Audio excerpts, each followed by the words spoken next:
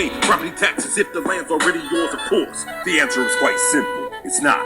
Now can you spot the plot? It doesn't really matter how much money you got, because the feds feel entitled to whatever they want. Just like Pete Wicker, a man like me could never give it. So listen, when I'm telling you the truth is stranger than fiction. DJ VZ, my boys from way back. Pete Wickett from Truth is Stranger Than Fiction, Chicago's one and only truth radio show. I'd like to thank Kate Dubes, that's right, over there in Wisconsin.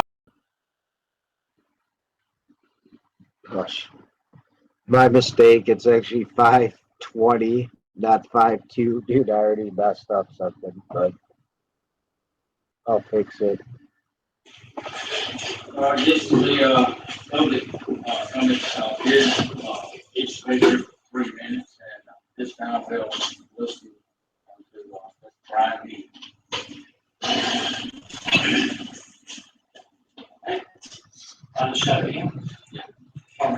Thank you, Mayor. Thank you, members of the Town Council. The Town of Mandan, including the Mandan Police Department, should deeply be concerned about the National Defense Authorization Act for the fiscal year 2012, the NDAA for short.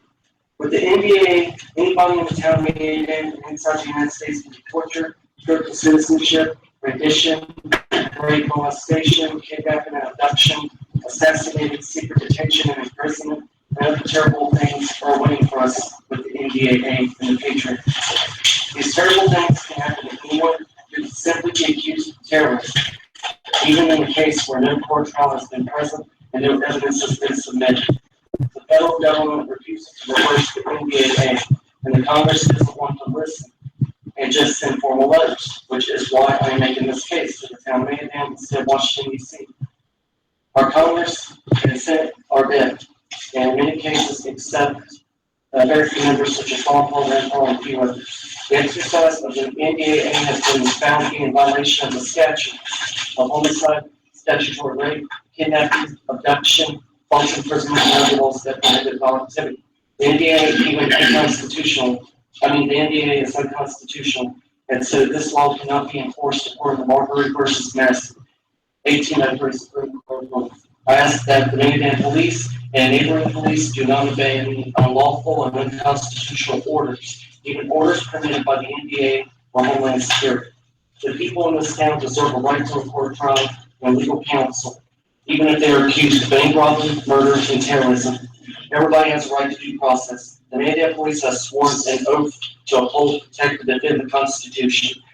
They must not engage in any illegal activities. The police are too honorable and good to ever be engaging in terrible acts. So I ask the town of Mandan, the county commission, and the state government to pass a resolution nullifying the NDAA. Thank you. Thank you, Mr. All right, welcome to the Truth is Stranger Than Fiction with Pete Wickard, another home broadcast here. And really, I feel like this is going to be a great show today. Important show, probably one of the most important shows that really I've ever done, because this could happen to any of us. And if you don't know what we're talking about, it's a true story of Brian D. Hill and how he was set up, really. And I don't really have to do much talking. I'm going to have him explain the story. I just want to put it out there that I did something. I sprained like my ribs or something in a muscle on my side here, and cutting the grass or where, so I'm kind of fighting through some pain. So sorry about that, but nevertheless, it's going to be a really good show. And Brian, thank you for really choosing my show to get your story out there and the truth out there, buddy. Good being on. Let's see if I can turn you up. For some reason, that's a little low. So, really, Brian, first off, I'd like to kind of, have the audience, maybe people that are unaware of your story, kind of know a little background info on yourself. Like, can you kind of explain, like, some of your activism and things like that really got you into the situation that you were unfortunately put in? All right. Um, well, it's a part of USWGO, Alternative News. It was at USWGO.com. I was also part of We Are Team North Carolina, General Jack, and some other websites. And pretty much I interviewed a lot of people like Willie Tate, Pastor Manning, Virgil H. Good, Patrick Henry Connolly. I even interviewed Elton Princeton Jr., a guy who works on the Scout Plane, and pretty much a lot of different people. Jim Tucker, and I got involved with the Man Anderson Council in 2012. You're kind of, I don't know, you're kind of breaking up for a second here. Is there a way you could turn your volume up at all?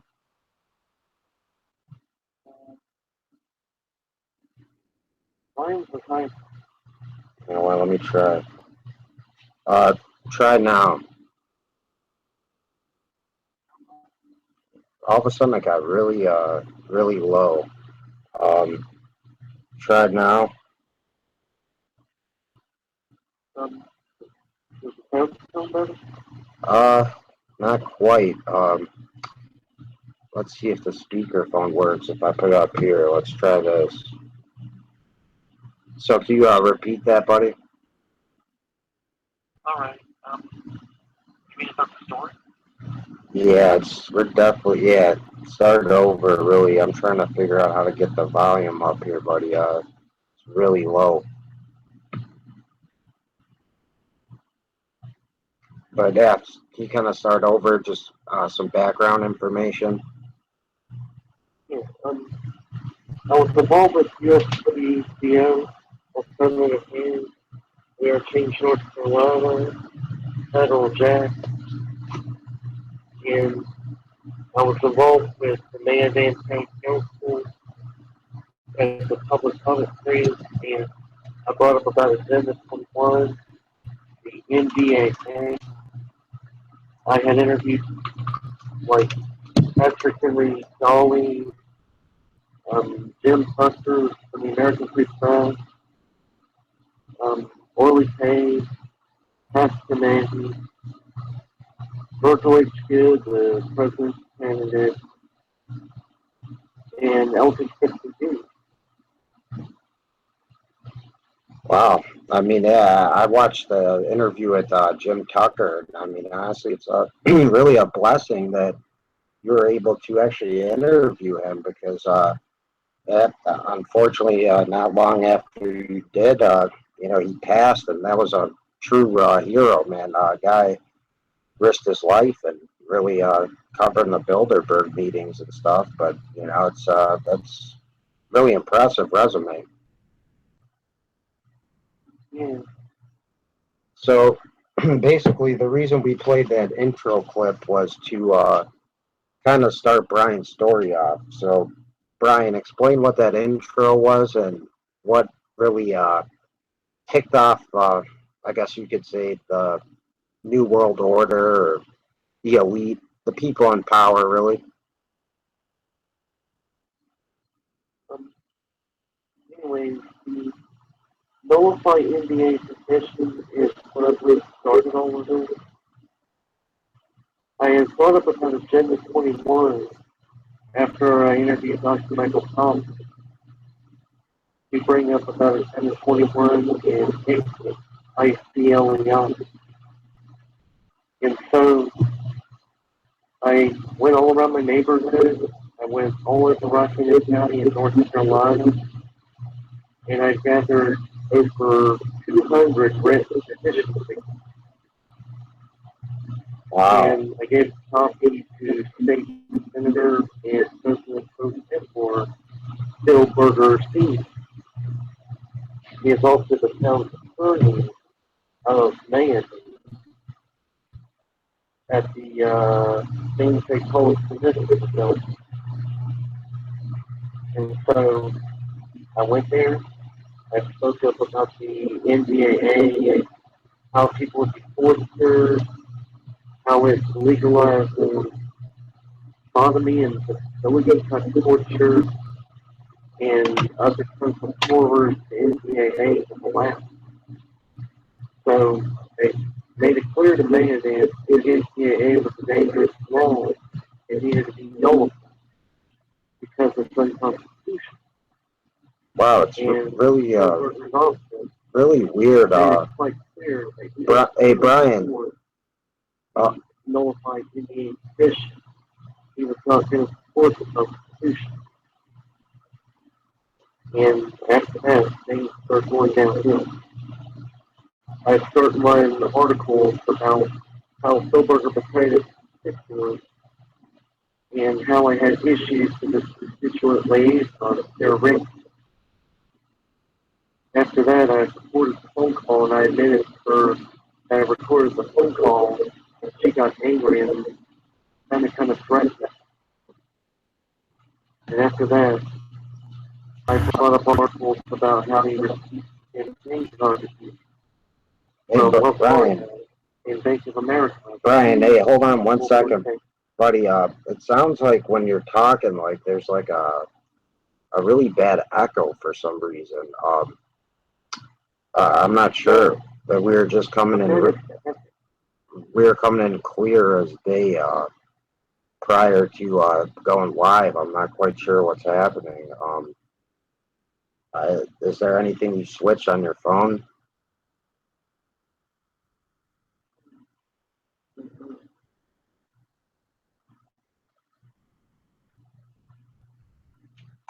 I can. Should I try my cell phone? There you go. That sound better? 100,000,000 times better. I had to cut you on that because I'm sure our audience, and we apologize for that, probably actually wasn't able to hear just about probably the last 5 minutes of what you said, man.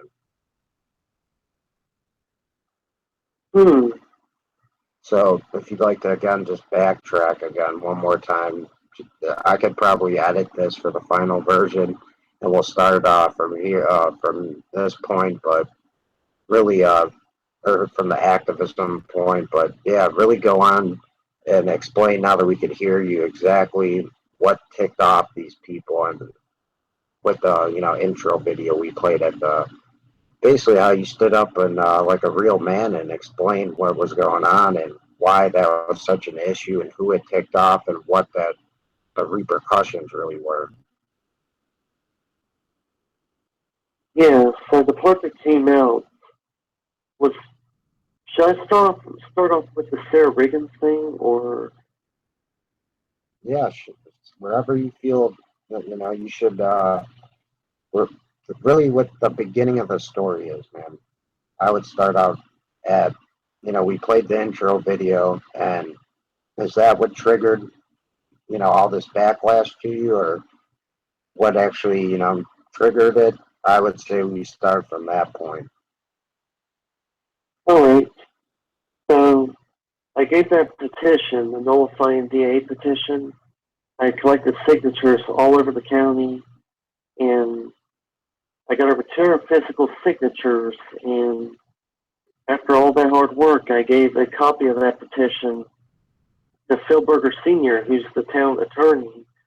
He's the state senator and president pro tempore. And because of that, he's in a high position.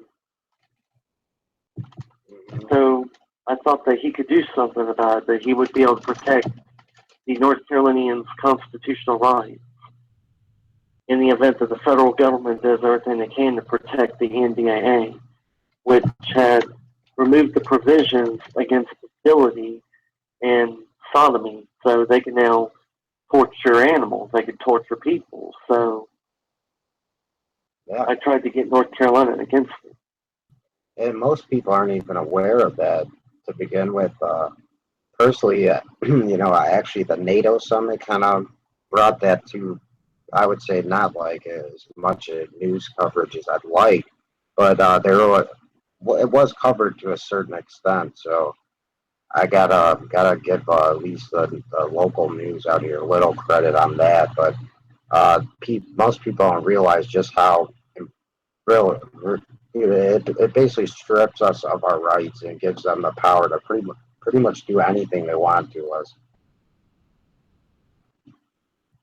Yeah, and that's the scary thing about it. If they could do whatever they want, then they could torture people, steal their property. They could make people afraid to live their lives. They'll become a slave. They'll become afraid of living. Yeah, and afraid of being politically active.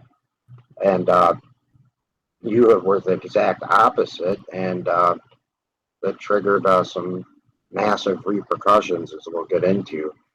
So, really, after you do this, what ends up happening?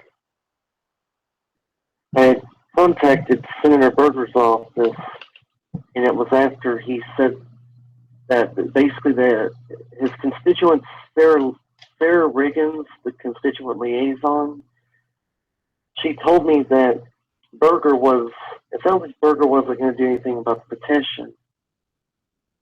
And she was saying that unless there are twin bills in the Senate, basically nothing's going to be done. So I went back and I recorded the phone call with the senator's office. I even admitted that to her, and it ended up going into a cussing contest, and she sounded kind of threatening, and I just hung up because I didn't want it being dragged down to something where I could go to prison. So after that, I started doing some digging into why Phil Berger would act like this, and then I found out he was getting money from Wells Fargo, Bank of America, two of the globalist banks.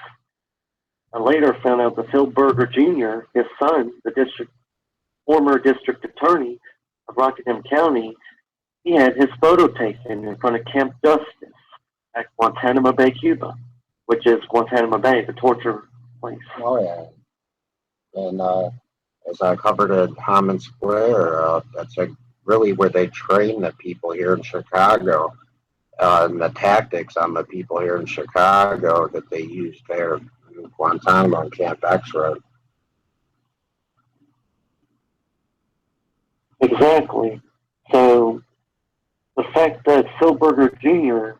was able to go all the way down there to the military base, even though on Michael Moore's documentary, Sicko, they wouldn't even go up to it because of the landmines. So Phil Berger Jr. had to have been high up to be able to go down there to Guantanamo Bay and have his picture taken like it was a trophy or something.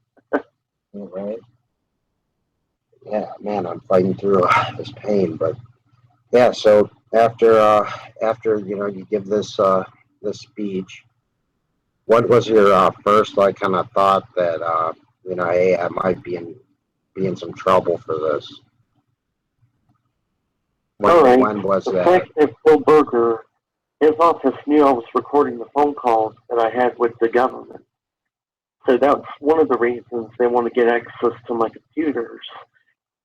And the second issue that I think he wanted to come after me was the fact that I was publishing articles right and left that was critical of State Senator Berger, because I'm the only non-party affiliate that speaks out against Phil Berger. Because sure, there's probably Democrats that speak out against him, but then he can play the Republicans off against the Democrats.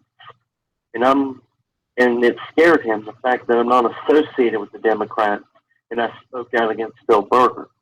So he couldn't play the political party card on me. Yeah. And so pretty much they were sitting behind you, if I recall correctly, and you kind of noticed somebody watching you funny, and this person ends up being a police detective. Actually, it's the police chief, Charles J. Caruso, of the Mandan Police Department, and he was the one that was involved throughout the whole child pornography investigation.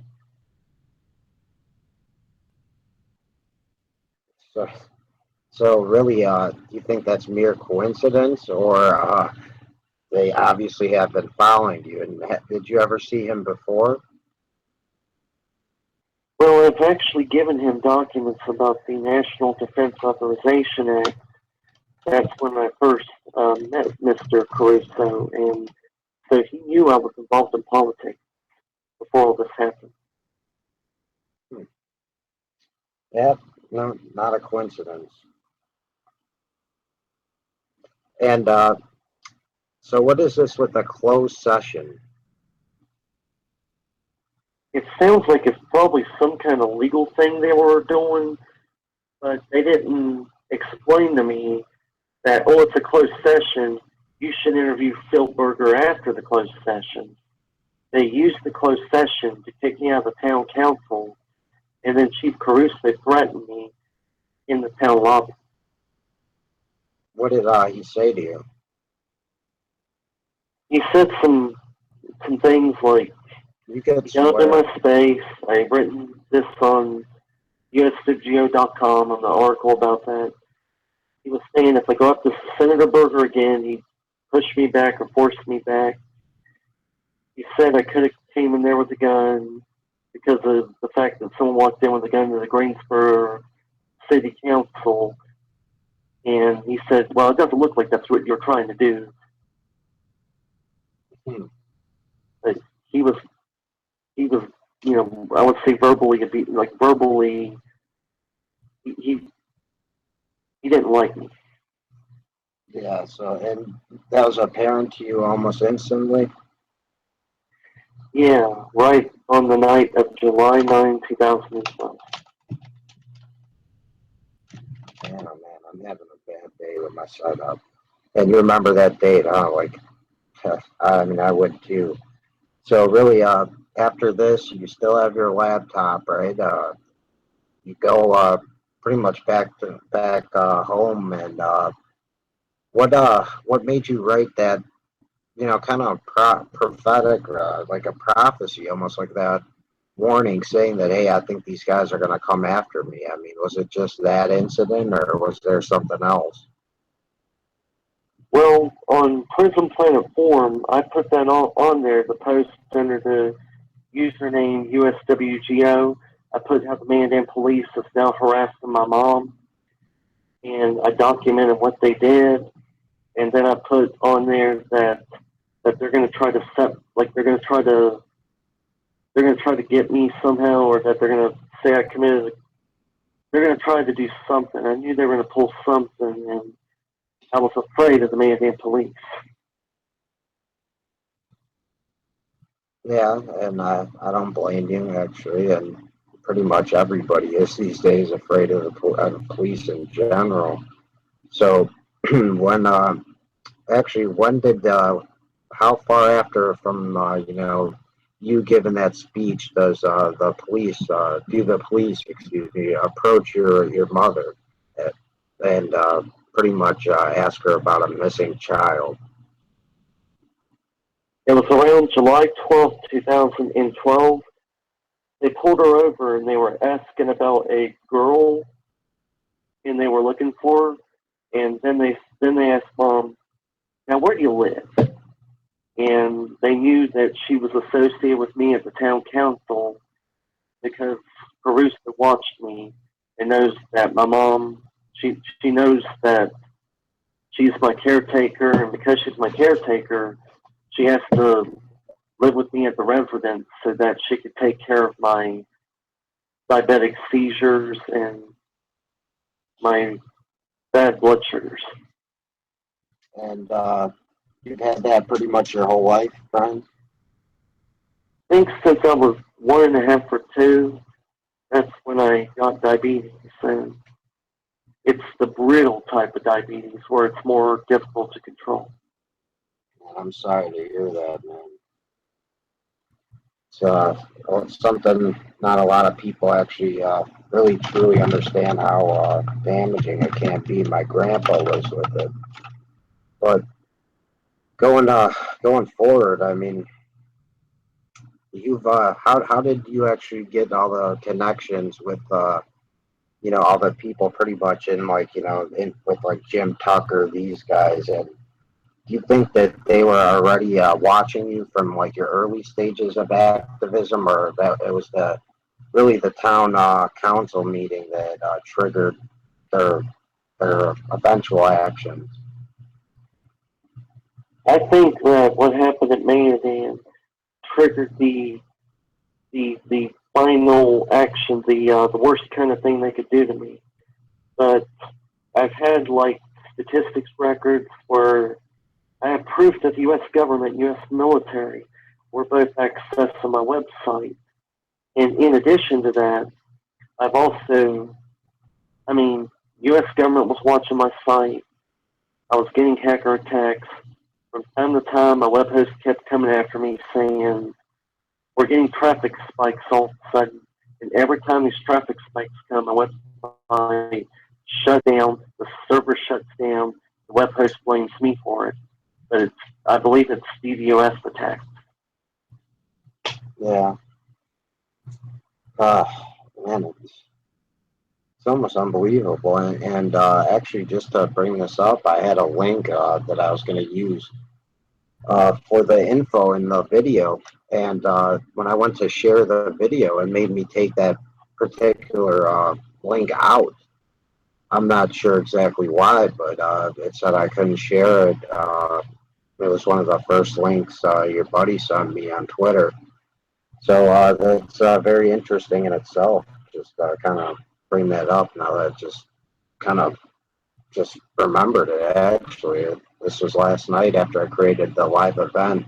After I got home from work and I tried sharing it, I was shocked that they literally have never done that to me before. And I've posted like the Bilderberg leaked list of people. So that's telltale in itself. Yeah. So keep going, man. All right. Before this all happened, I had started writing a legal opinion regarding Bill Berger's actions regarding the petition, and I cited a North Carolina state law where if a petition, or like AKA, if a government official does not follow his oath of office, then he can be removed from office via a criminal court action, and it's called misbehavior in office. So I was going to try to get Berger out, Bill Berger Sr. out of office by that statute, and bring up the fact that he didn't follow the Constitution. He didn't support his constituents. So after that, the police showed up at my door and said, we're here to search the premises, the Brian Hill and Roberta Hill, for possession of child pornography. And I was shocked. And I went up to Caruso and I asked him, is Berger a part of this? And he said, Berger has nothing to do with this. He doesn't even know about this. But Charles Caruso lied, because later on in the police report, it said that District Attorney's office, Jolie Hajazi, the assistant, had helped the police detectives with the search warrant to raid my home. So that means the District Attorney's office, aka Bill Berger's office, worked with the police detective to raid my home. Yeah.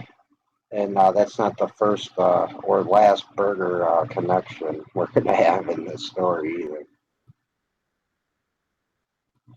So, so two police detectives showed up, and we ran the warrant that a detective from Reidsville, North Carolina Police Department, named Detective Robert Bridge, his sister Melanie Bridge, also works for the District Attorney Office of Phil Berger Jr. And this assistant, it's ironic that Robert Bridge goes to the DA office to get the search warrant against me, the exact place his sister works. And he was there with Charles Caruso and accusing me of being a pedophile when I have never done anything to a child. There is no history of ever committing a crime. I'm completely clean. No traffic tickets, no trouble with the law. I have always done what was right. And all out of the blue, all of a sudden, I've been accused of this crime.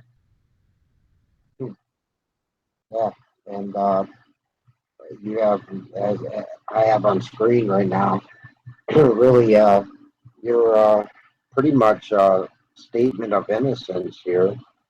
And yeah, I mean, honestly, I believe you. Otherwise, I wouldn't have done the show. And I think that the scary thing is that they could do this just about really to anyone without ever really getting caught or any repercussion.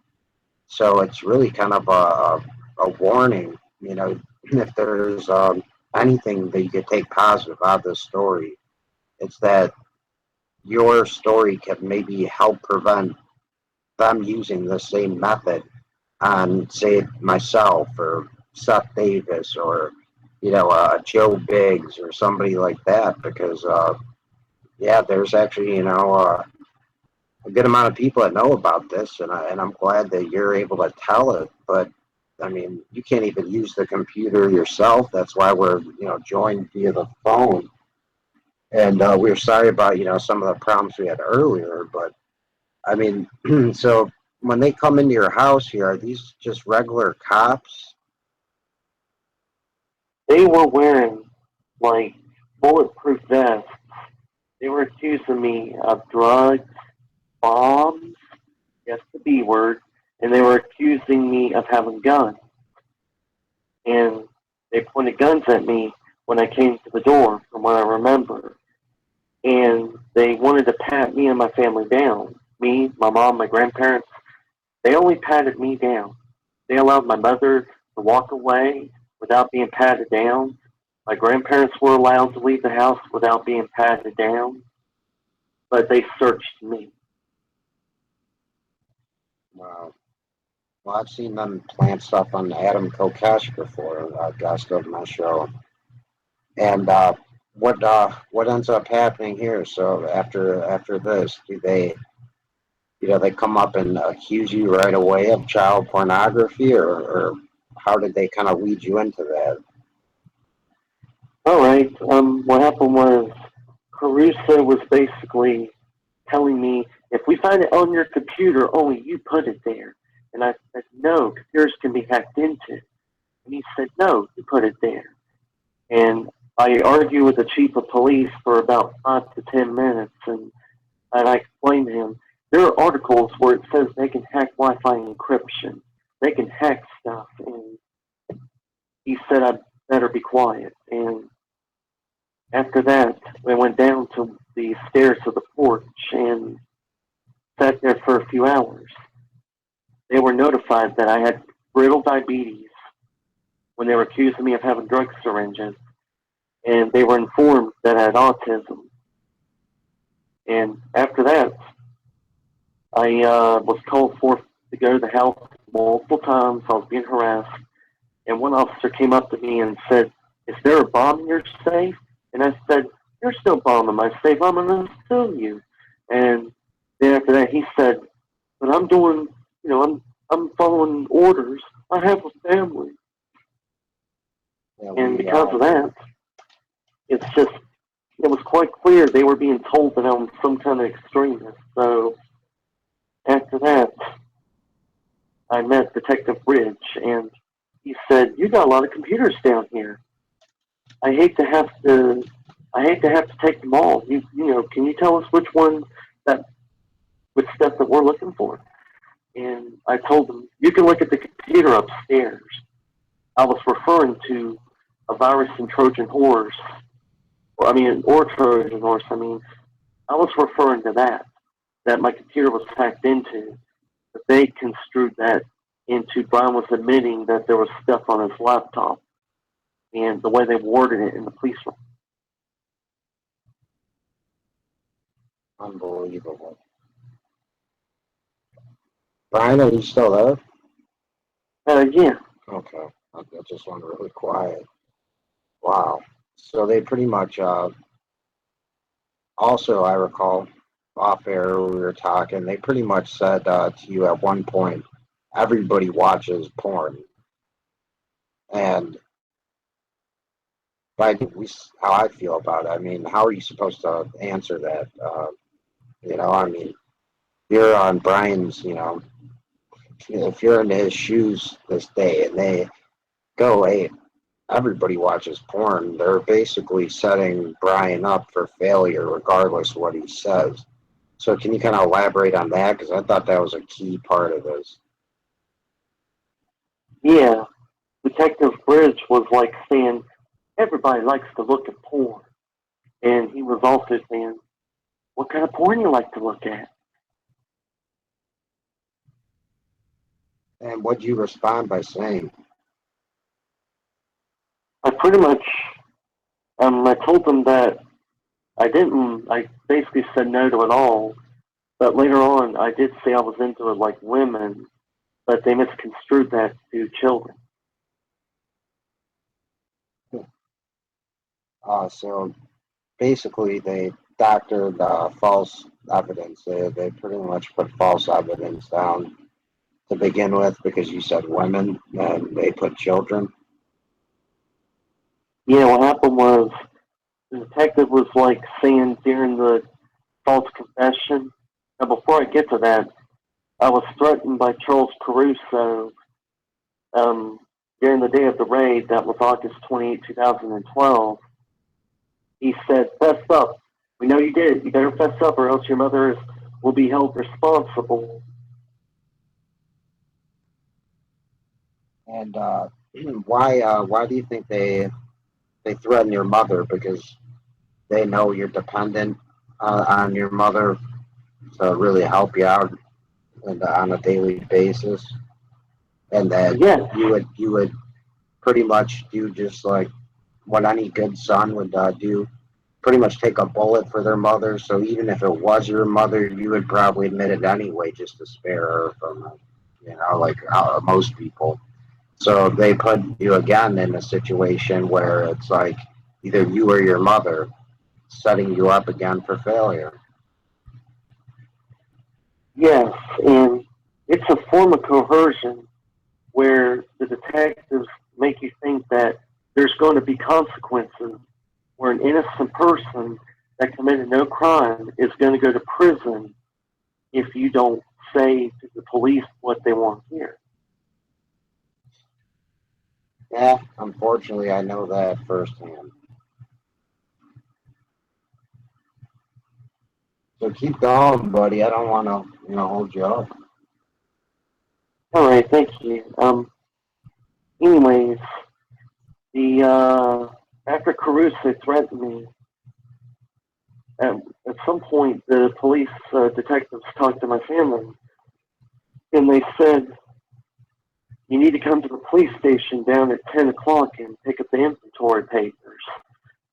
And after that, they left, and the next day, I went down to the police station, and they basically had my mom come into the station. They closed the door, and she was in there for quite a while. I knew it wasn't a social chat.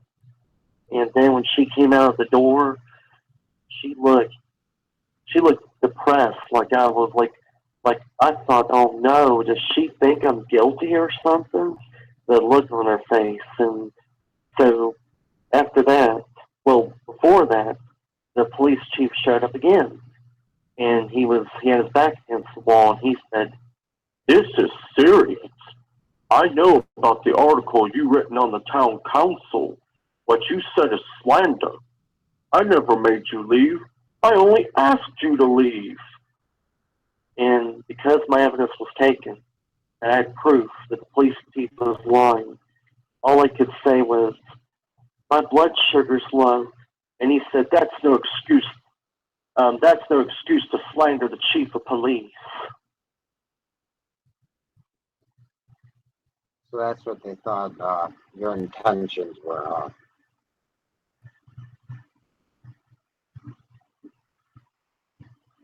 Wait, is that a question? Well, no, yeah, in a sense, yeah. Did they think you were just trying to attack this certain individual? You think the police chief?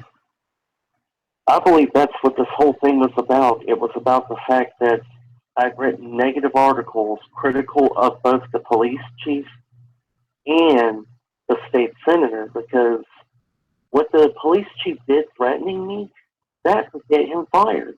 That could get him in a lot of trouble, because he is threatening a member of the press. He is threatening somebody who asked the senator a question. And he could get in trouble for stuff like that. So they had to think of a way to come after me so they wouldn't be civilly liable. Unbelievable.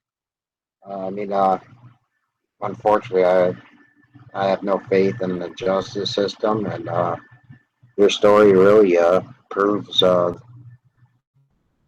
nobody's safe. You can't even like criticize people these days without worrying about something happening, either physically or really, in your case, uh, something that could almost never be repaired. Even for just criticizing somebody for doing their job, but yet on a daily basis, anyone employed gets criticized every day by their bosses, and we just got to take it.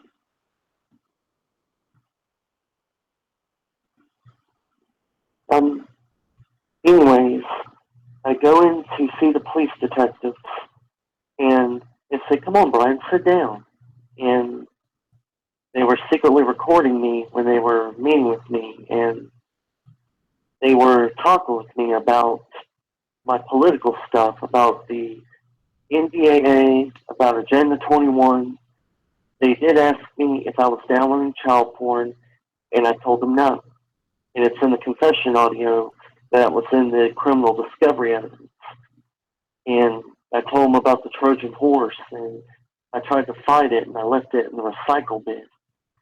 And after that, they took my statements, and I remember signing a piece of paper. And after that, they were talking with me about my stuff at the town council. They said, "We've been on your website, Mr. Hill. We've been watching your YouTube videos. You know a lot about computers, don't you?" And I said, "Yeah, I know a lot about computers." They were trying to get me to admit I know a lot about computers so they can use it against me. So after that, they said, "Brian, we found child porn on your computer. You better just tell us. Did you download child pornography?" And they said it in a more stern tone. And I changed my answer from no to yes. And then they said, "All right, Brian, how long have you been downloading child porn?" And I told them from 6 months to a year. However, according to the SBI forensic report, child porn was only downloading from July 20th, 2012 to July 28th, 2013. And the computer was seized in August. There were no other download dates found. So that means I made a false confession statement, number one. And then another statement made was the police said, "Now, is there anything we missed that could have had child pornography on it, Mr. Hill? Did you have any other devices you put child pornography on?" And I told them, "It's on the netbook. You missed it in your search." And I went over there and I gave them the netbook. And it's in the search warrant, like inventory document, where it says we picked up these items for Mr. Hill voluntarily. They did a forensic check of that netbook, and there were no files of interest found. No child porn on the very netbook I said I put child porn on. So that was the false confession statement number two. And I had made multiple, pretty much all the statements I made to the police detectives regarding my guilt were false because of the fact that I was being threatened to confess falsely. Yeah, I'm pulling up the document right now so people can see it for themselves. It's basically what you're saying. I believe that I'm innocent of the charge / indictment. You give the number, and you say, you notice the signs of your computer getting hacked, and then you later go on and pretty much talk about how well, really what I'm not gonna lie, what really made me want to hear this story is when I found out that your computer is in custody and still downloading child pornography.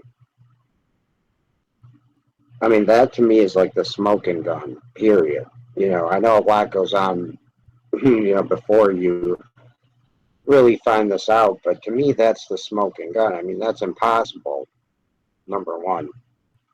So, I mean, if that's not saying you're innocent, I don't know what else is, but I'm sorry to interrupt you. I just want people to know that this is Brian's statement. I'm like scrolling through on screen. I'll try to push the screen up a little more in case people are having trouble seeing it. But yeah, I mean, just think about that simple fact that while he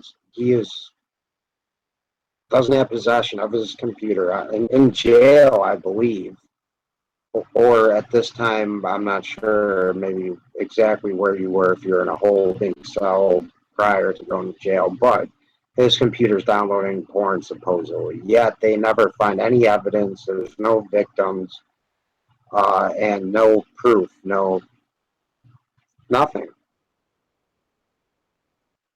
Yeah, and it is in the pre-sentence investigation report. That's the report that the federal government makes for sentencing. It said that the government admits that no victims could be identified in the supposed 5,000 files they claim were on my computer, and no victims could be matched by the National Center for Missing and Exploited Children, the organization that combats child sexual abuse. So they couldn't identify a single supposed victim, and I want to know who the victims are. Who did I victimize? Because I don't know who I victimized, and they wouldn't even tell me. Because you didn't victimize anybody except, let's see, probably some politicians, some higher up elites, and some police officers, judges too. That's who you supposedly victimized, and that's what, in my eyes, triggered this. And yeah, I'm surprised that I've had similar things happen to me. I've had on Twitter, like obviously like 12-year-old to, let's say, 12-year-old to 15-year-old girls, like dressed like really inappropriately, trying to request me as a friend. I've had people say, "Hey, I like your show, blah blah blah. Hey, I'm part of this group that's going to overthrow the government. Do you want to join?" And yeah, I've seen it, done myself, so I could vouch for Brian here that they'll go to certain extents to get people like, I wasn't no big timer. I mean, my show was just getting kind of off the ground, and this was already starting to happen.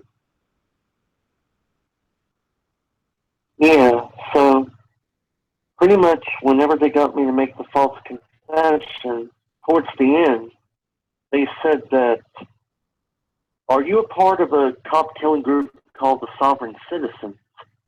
And basically they said, "We found a flag in your home, Mr. Hill, with a crescent moon on it." But of course, the crescent moon seems to be a symbol associated with Islam. So they said that I had a flag that was crescent moon on it, and I'm like, I'm not a part of this, because my only thing was I was threatened to confess to child porn. I was not threatened to confess to terrorism. So I was not going to make a false confession statement to Sovereign Citizens, because I already made embarrassing statements that weren't even true. I was forced to. Yeah. And honestly, the reason you're forced to too is, again, the conduct of the police. So where do you think the police, and I guess you could say the the higher ups, the judges, the elite, the politicians, how do you think their orders are really carried out, and who do you think gave like the order to pretty much get you? Is kind of what one thing I want to ask. Well, the thing is, from what I know, there's good police and there's bad police. And if you upset like the police chief's the highest office of the local police department. And that's the kind of thing that gets people in trouble. And I made a big boo-boo going after the police chief and accusing him of violating my rights. But I do think, however, because they're getting federal funding, that the police department is answering to the federal government. The Mandan Police Department admitting to getting federal funding or higher funding, and that means they've got to follow orders of the state and or the federal government. Mm-hmm. And how do you think these orders are actually like pretty much given? I mean, do you think they give it via emails? Like, are there like basically secret reports, or is it kind of like fusion centers and things like that? And then you're kind of labeled, put on a list, and after that, do you think there's like a special unit that deals with this? I mean, political activists that they feel are threats, or do you feel that the average police officer is assigned to do these things? Well, it seems to be that there seems to be like orders given.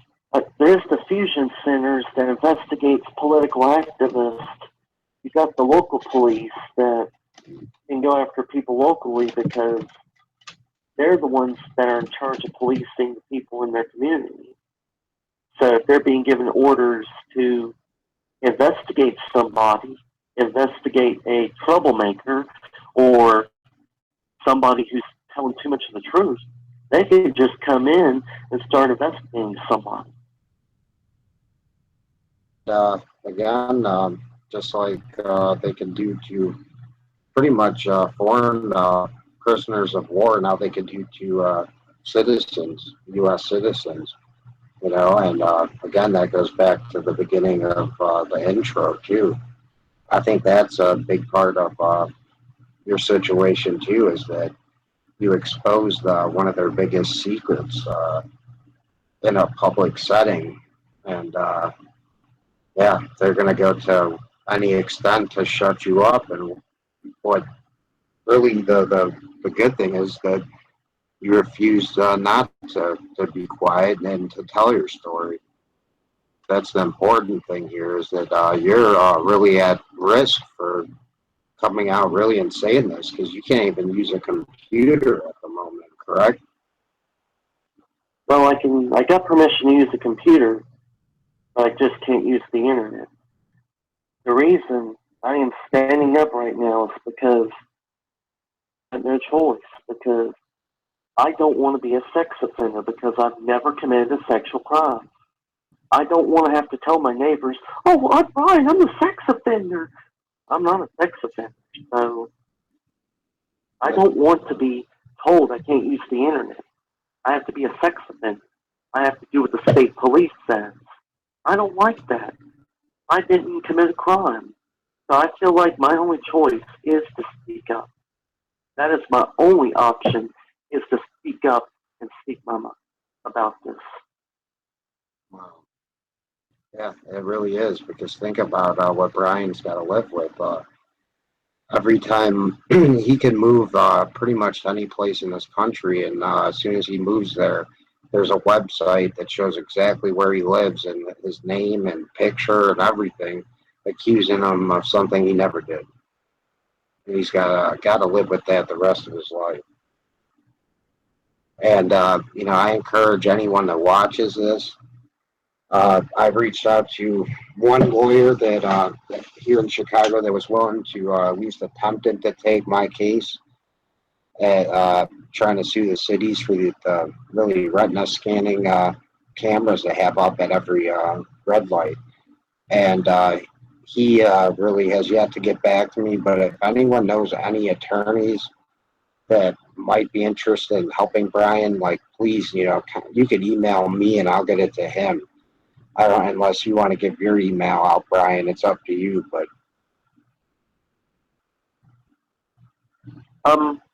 it'd be better to email the guy that runs the show, because unfortunately I cannot use the internet. And if I ever use email again, unless I get acquitted from unless I get acquitted of the sex charge, I have to give up my emails to the state police.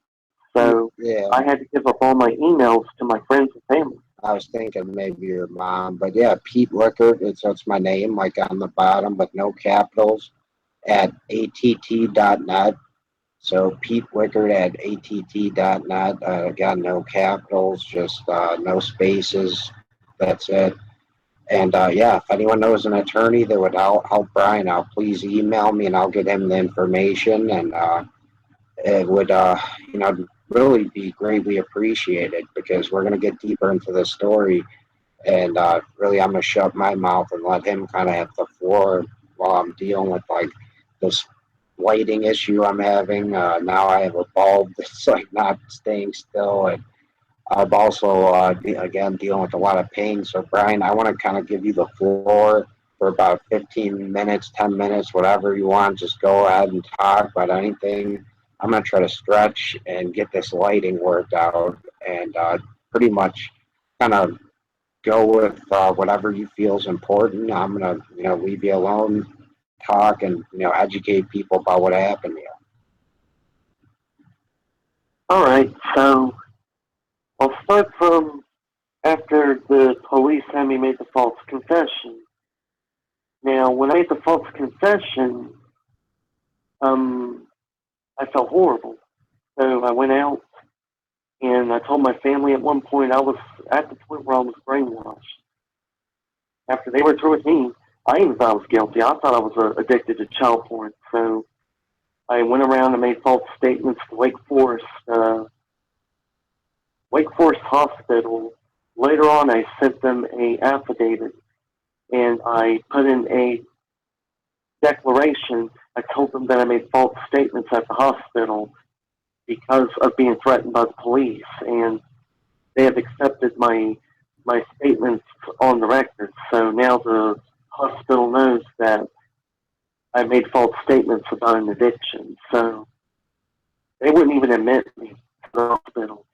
I was addicted to child porn. They wouldn't even admit me, even though it's something serious that I'm claiming. So that right there is another red flag. When psychiatrists and psychologists didn't even want to think I was guilty. They didn't think I was telling the truth when I told them I was addicted. So, and they were right. I'm not addicted.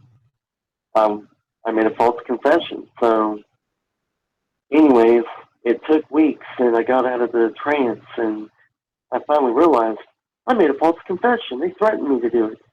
And after that, I had articles published about the government setting people up with child porn, and it got on places as far as American Wildlife, Federal Jack, and other places. They brought up about the Win32 Moley Vampire A and Variant B computer virus. So I was exposing the child porn sharing virus on email.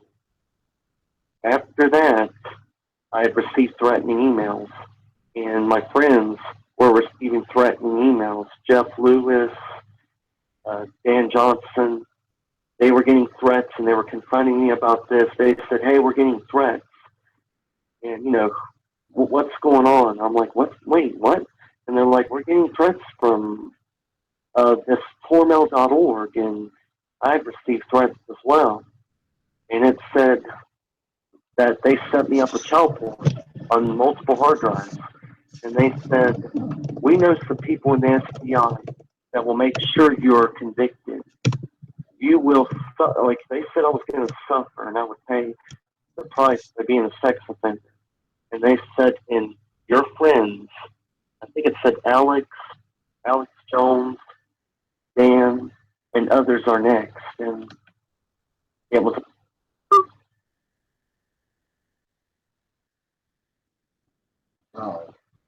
Ryan, did we lose you?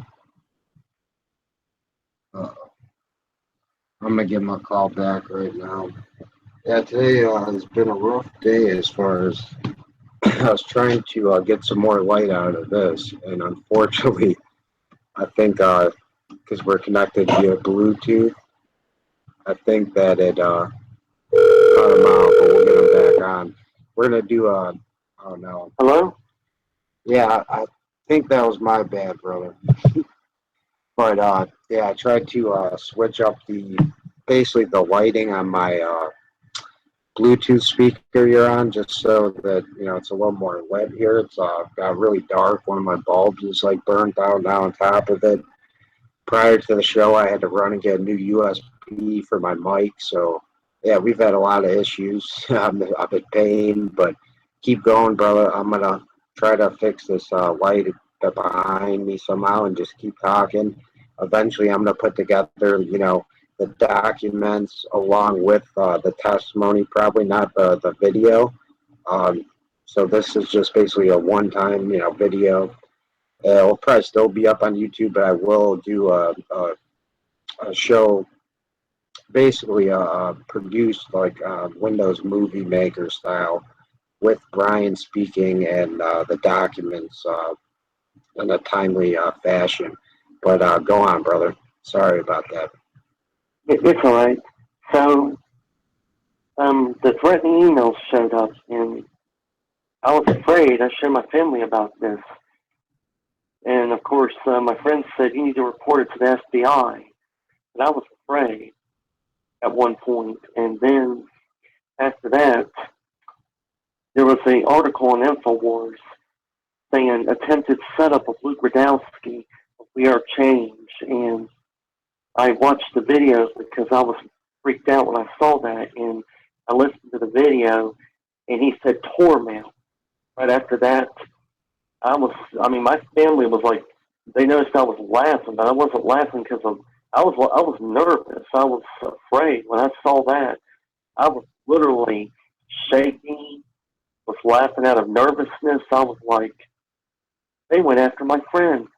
They did this to me because I would not shut up. So after that, it later came up that they tried to set up Stewart Rhodes and Dan Johnson and some other people. And the thing is, when all that started coming out, and then Madison Rupert and child porn setups start happening to more people than I knew, I was afraid. I mean, I didn't know what to do about it.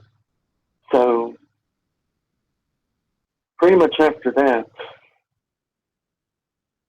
at some point, I just decided I really need to look into this because they're trying to set up my friends. They don't want me to prove my innocence. They want me to be a sex offender.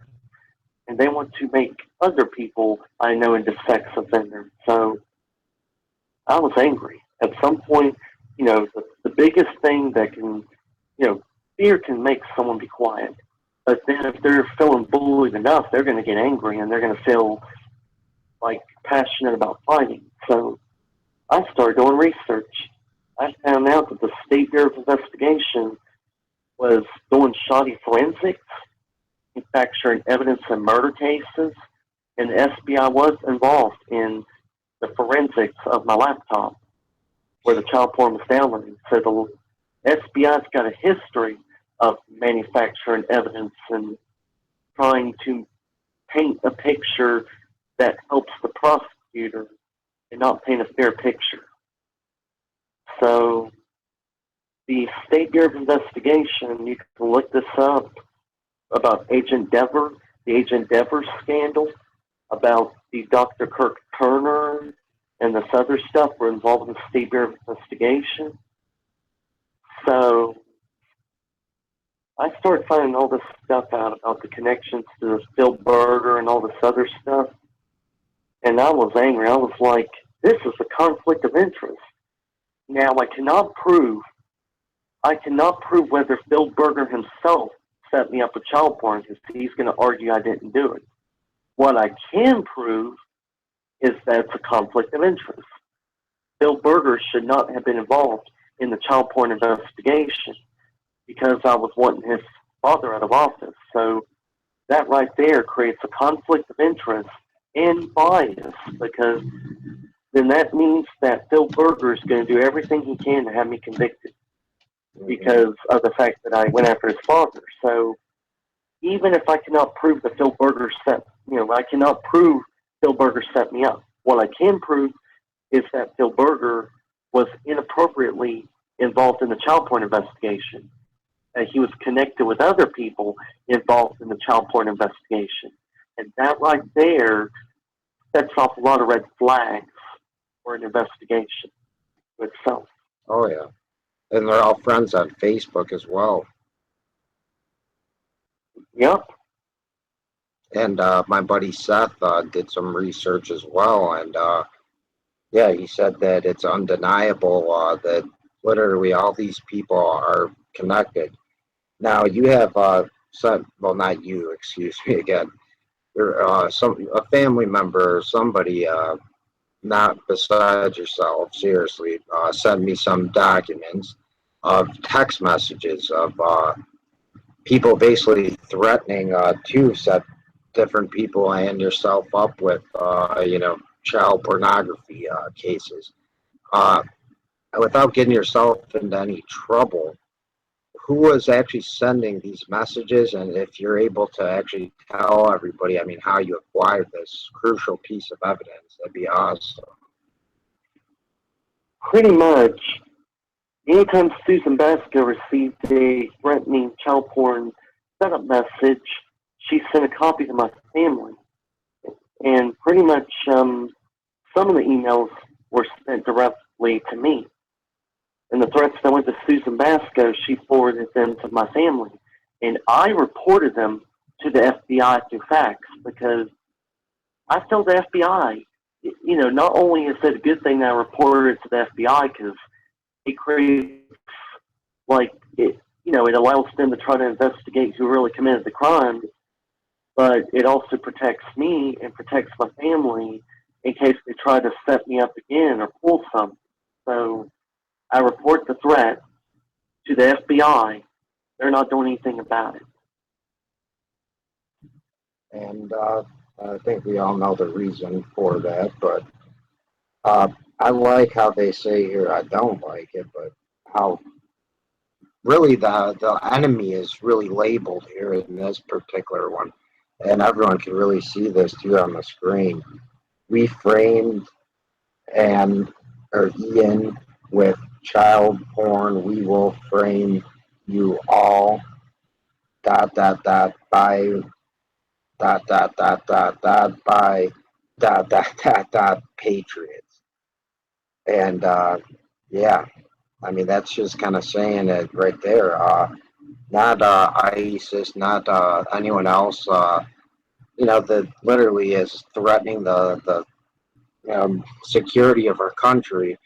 They're not the enemies. It's obviously the patriots, and that's clear here. And yet they're calling pretty much us pussies when their frame of fighting us is setting us up without even physical contact, like basically being able to plan stuff without even being there. Like that's the definition of a pussy to me, is somebody that doesn't have the balls to at least frame you face to face or beat you up and kill you and throw you in a trunk would be to me at least more of a manly thing to do than setting somebody up without even being there through child porn, ruining the rest of their life for no damn reason because they're trying to help make the world a better place. So the definition of a pussy to me is somebody that frames somebody electronically without any really trace of who they are, because they can never be dealt with. Like, honest to God, that's a pussy. Someone who would do something to your face and go up to you, I'm not saying justifying that or saying that's right, but at least they had the courage to go up to you. That gets me so upset that they are literally calling us pussies when the way they set you up is a very cowardly action. It is. Sorry to interrupt, but when I just read that again, it got my blood boiling.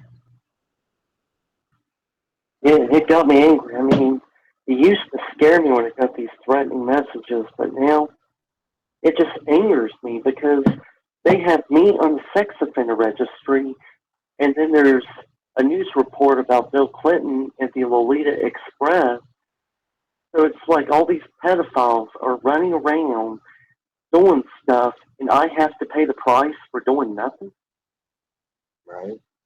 And on top of that, too, there's no way you could ever get that off your record, right? Unless I'm acquitted. Exactly. So we need somebody to step up and find an attorney to help Brian get acquitted. I mean, honest to God, this guy does not deserve to live with this the rest of his life. He has enough problems, already because of this situation, let alone make it drag on and where he'll never forget this. I mean, this is something that could scar somebody. So please try to help Brian out. And it has scarred me. My OCD has worsened. I've got autism. Obsessive compulsive disorder is a neurological disorder, a part of autism. It's not simply some mental illness, but a mental disorder. And my OCD has gotten worse because of this charge and because of my fear of being falsely accused of a probation violation.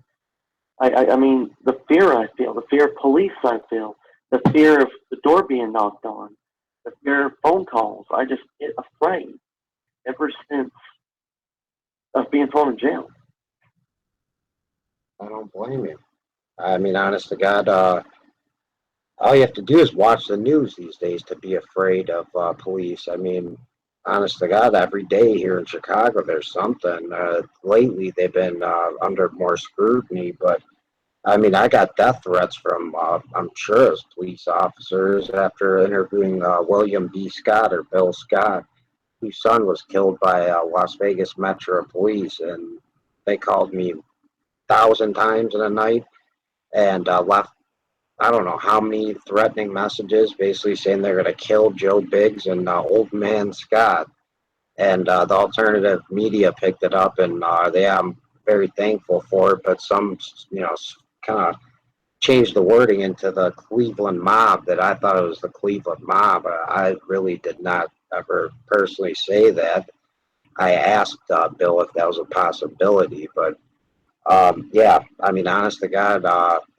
I know that police corruption runs rampant, not just in Chicago, not just in Las Vegas, but it goes to show in your case too, just about every single state.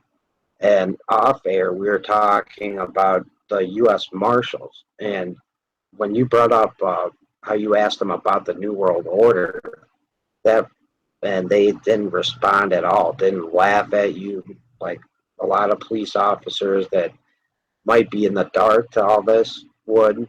What was their response like when you actually brought up the marshals? Are you guys really being run by the New World Order?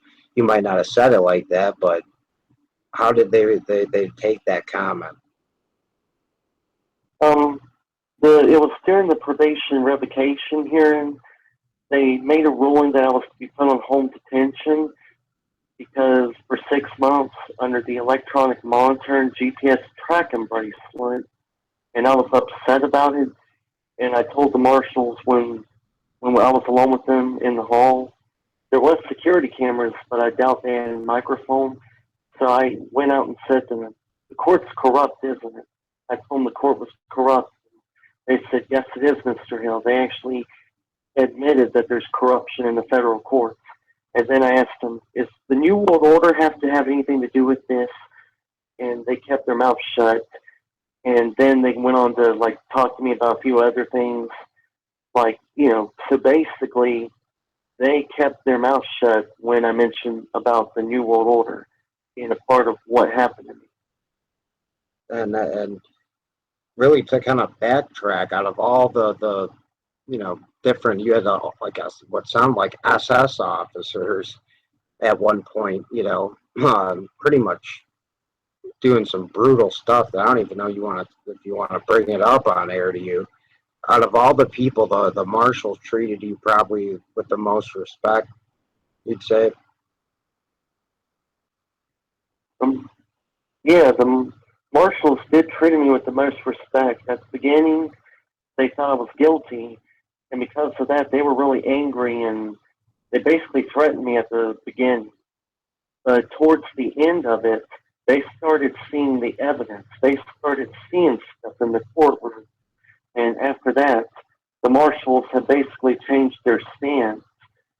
And now they're kind of hoping they're hoping I get justice. They were hoping Susan Basco would be my attorney from California. They were actually hoping I would get justice in the courtroom, that I would actually get a fair shot at proving my innocence. So the marshals actually turned around and they actually respected my rights. They respected my constitutional rights. And, you know, the only thing is they have to follow orders. And if they have to follow orders, then they have no choice. But I believe that the marshals, out of all the court system, they're hoping that I can prove my innocence and I can clear my name. That's good to hear. That's good to hear that there's still some decent people, but in law enforcement. But I wish they'd be more vocal. So who are these officers, if you don't mind bringing this up on air, that pretty much like made you wear a suit and, you know, the other stuff we talked about, and really kind of sounded to me like dressed all black, like SS members of, you know, Nazi Germany, really more so than any police agency. I'll go ahead and get to that. Before then, I'd like to go and get to the part about where I was arrested. Okay. So pretty much, I was investigating the thing about the FBI, and I found out that I was under an open investigation by Special Agent Rodney V. White, and that was in December of 2013. So I sent various emails to J. Joyce Strickland of the North Carolina Department of Justice. She's the Assistant Attorney General, and I'd sent her various emails with evidence attachments, and I asked her to forward it to Special Agent Rodney White. After that, Mayadan called my grandpa, and they said that I could go over to Mayadan and pick up most of the inventory out. And they said that I should go down to the police department to pick it up. But it was a trap to probably beat me up and then arrest me. So I did not go down to the trap. Instead, Susan Basco sent emails to me saying, "Ryan, there's a warrant out for your arrest," and showed me the documents. And at first we couldn't believe it. But at the beginning, when I saw those, I banged on the door of my mom's apartment, banged on the door of my grandma's apartment. They woke up, and I said, "You need to look at these documents. There's a warrant out for my arrest." And after that, I started making suicidal statements, and I was literally going to get a knife and cut my throat in front of the police. But I did not do that. Instead, the police came in. They said, "You're under a temporary detention order." I'm like, but it wasn't for my arrest. My family was worried when I talked about killing myself before I was arrested by the marshals. So after that, they had me thrown in Martinsville Memorial Hospital to be evaluated. And after that, I was in there, and and I told them about what happened. The hospital thought I was delusional. They couldn't even believe what I was saying. But then one day, when I was in the mental unit part of the hospital, Homeland Security agent Brian Dexter and another agent showed up at the hospital, and they said, "Brian, we need you to get your clothes out of the dryer." And I went into the area where the employees of the mental hospital area meet, and he showed his badge and he said, "This is Agent something something of the Department of Homeland Security." I freaked out. And I said, "Go to the media, call the media." And I kept telling the director of the hospital, "Go to the media." And they would refuse to do that. And they chained me up the same way they did Guantanamo Bay detainees, where they chain my arms, my hands, and they put a chain going up to my hands, to my feet. And then after that, the Homeland Security agents were questioning why I was being arrested, because I was asking the questions like, "Am I going to Guantanamo Bay?" And they said, "No, that's where the big bad guys go." And when we went out to the SUV, they handed me the arrest warrant, and they asked, "Now, why are we arresting this guy again? We're arresting him on a child porn charge?" And they were questioning why I was being arrested. And after that, they called my mother for me, and they were nice enough to do that. And they called her on their cell phone and put her on speakerphone. And my mom was crying over the phone on the way to Forsyth County Detention Center. And the police there,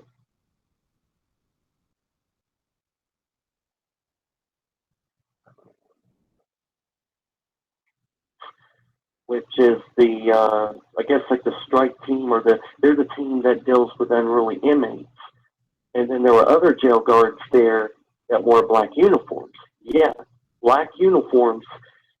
And you can, I mean, you don't even have to take my word for it. If you ever go to Forsyth County Jail or speak to somebody who has been in Forsyth County Jail, they would say the same exact thing about the SRTs and the men wearing black uniforms and women wearing black uniforms.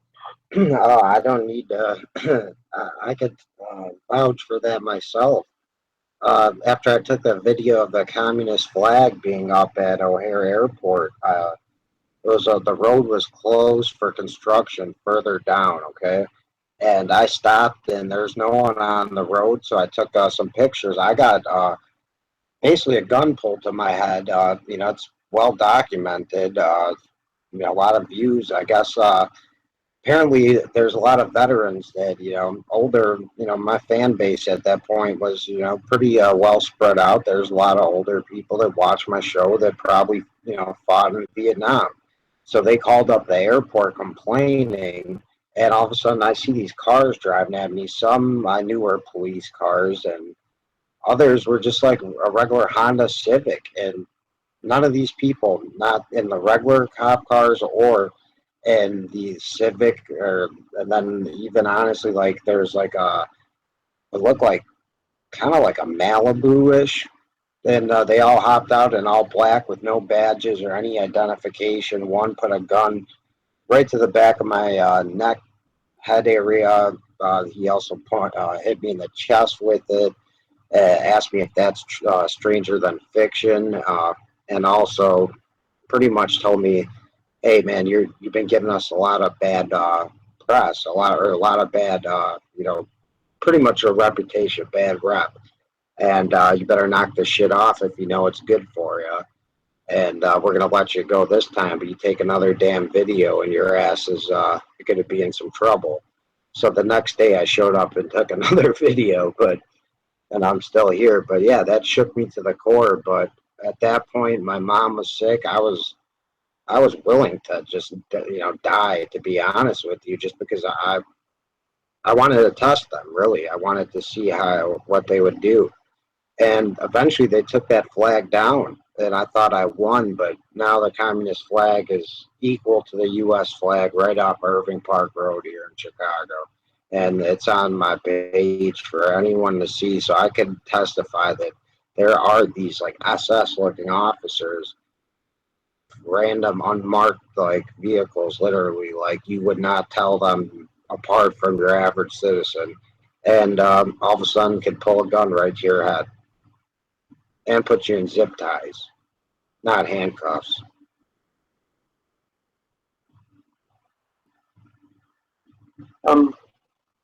Anyways, I like to bring up the fact that when I went into Forsyth County Detention Center, I freaked out. And when I went in there, I was making suicidal statements again because I was scared. I was like, is this Guantanamo Bay, like a mini Gitmo in North Carolina?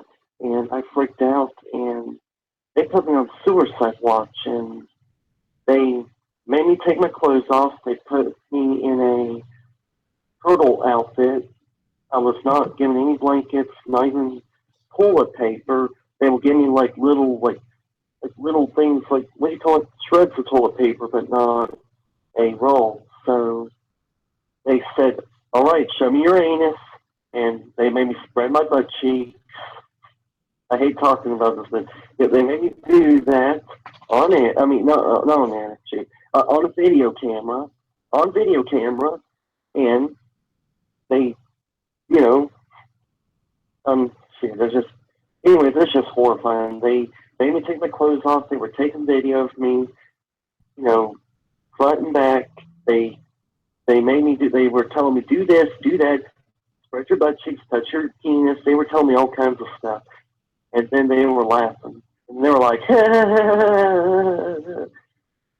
and at one point I was horrified. And for the whole weekend, I was stuck like this. I couldn't take a shower. I was basically not getting any good hygiene. So after that, I was taken by a U.S. Marshal and Special Agent Rodney White. He posed as a U.S. Marshal. So they said that, you know, if I'm a gentleman, they will not handcuff me or something like that, or they probably handcuffed me lightly. So I was in there, and I spoke to Agent White. I told him about the stuff I was saying to George Strickland, and he said, should you really be talking about this? And I said, it's on public record. You know, it's in the emails. And then he said, he flashed his badge at the L. Richardson Pryor Federal Building in U.S. Courthouse in Greensboro, North Carolina. He says, Agent White, with a prisoner. And I said, so you're him, you're Agent White. And he says, yes, I got in your emails, Mr. Hill. So he admitted to getting exculpatory evidence about the child porn sharing virus, William 32 Moley Vampire A. He admitted to getting these emails. And then I was arraigned. And right then and there, I brought up the fact that I was not read my Miranda rights when I was arrested by Homeland Security. And the magistrate judge said, that doesn't matter. That, you know, like the law doesn't matter. And he acted like that law doesn't apply. Yeah. So what happened? Yet, actually, technically, legally, you should have never been charged with a crime, period, if you were never read your rights. Like, literally, after that, it's void. They have to do Exactly. that. That's another way to basically. I don't know if they would have had. Do you think that your actual arrest was recorded in any way, like via, you know, some kind of audio recorder, or possibly the cop car, you know, camera running while they, you know, pretty much put you in without doing that? Do you think there's a way you could prove that to possibly get out of this? Well, I don't even think at this point, the federal judge said that didn't even matter. So Wow. he doesn't even think that not being read my Miranda rights even matters. Huh. And That's saying something. The federal judge who's supposed to uphold the law, the Constitution, and this guy is basically saying the law doesn't really fucking apply in my court. Jeez. I'm sorry. yeah, and after that, he asked me if I wanted a lawyer. And I told him, yes, I want a lawyer, even though I knew it was going to be a public defender. And I was appointed the Assistant Federal Public Defender, Eric David Plackey. And when I first met him, I told him I was set up. I told him I did not think the forensics was done right. The police detectives went on my computer without a forensic expert. They're not a forensic expert, and they violated the state crime lab policies and procedures. And they basically got by with it because Plackey didn't think that mattered. And I told him I was set up. And later on in an email he sent to my family that I published on court record, he said that he doesn't think that Senator Phil Berger or any of these people set me up. He said he didn't think I was set up, and he didn't think that I would cause these politicians, like, to the extent where they would be willing to risk their careers. He said basically that he thought I was guilty. Yeah, they wouldn't do that, right? Hillary Clinton lies to the families of the victims of Benghazi. We've had 9/11. Let's see, how many other false flags? I mean, honest to God, it's getting hard to count. Almost every war we've ever been in has been triggered by one, except maybe our own Civil War. And even if you look at the Revolutionary War, it was set off by a false flag as us dressing up as the Indians. So I mean, this is all makes me lose any faith or hope I've had that we could really change the justice system and we could change the corruption in politicians. But really, if this is how they're gonna present, like, people in power are gonna present these people as like gods, innocent of everything, they couldn't do that, wouldn't ruin their reputation, when we all know damn well that they do that on a daily basis. You don't have to look much further than Donald Trump's campaign, really, to see how he's, really said some negative things about women.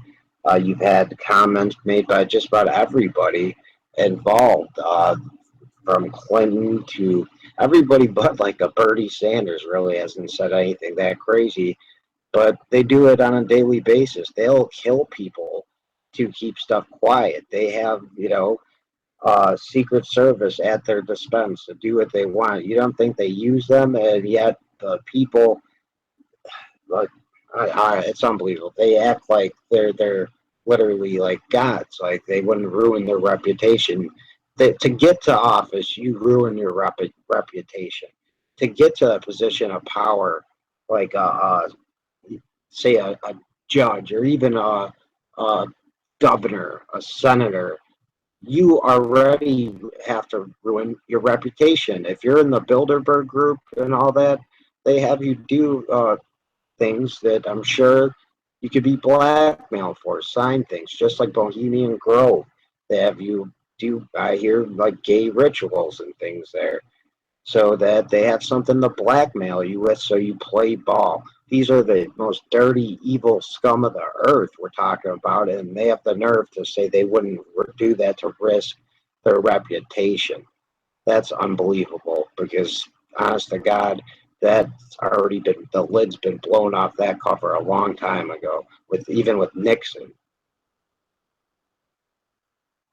Yeah, so Eric David Plackey turned out to be a disappointment. He said that, all right, Brian, I will go ahead and get file the motion for discovery and get the discovery evidence, and we'll go over through it together. He said we will go through the evidence together. So, but he only showed me my confession, and he asked me, did you sign this? And I said, yes, I did. And then he showed me some other stuff, and he said, does this look accurate? And I said, yes. And then he showed me the confession audio right there. I said to him, look, I told you, I said I didn't do it, when he heard the part where I said I did not download it. And I told him, look, I was threatened to make a false confession. And another thing that was really another red flag was, now I had received communication from a woman named Mary, although she's questionable, but she claimed that my IP address was manually entered into the Boca Raton, Florida Child Protection System by TLO LLC. After she told me that, I was like, wait a minute. So that means my IP address was not automatically flagged for downloading child pornography by the computer virus.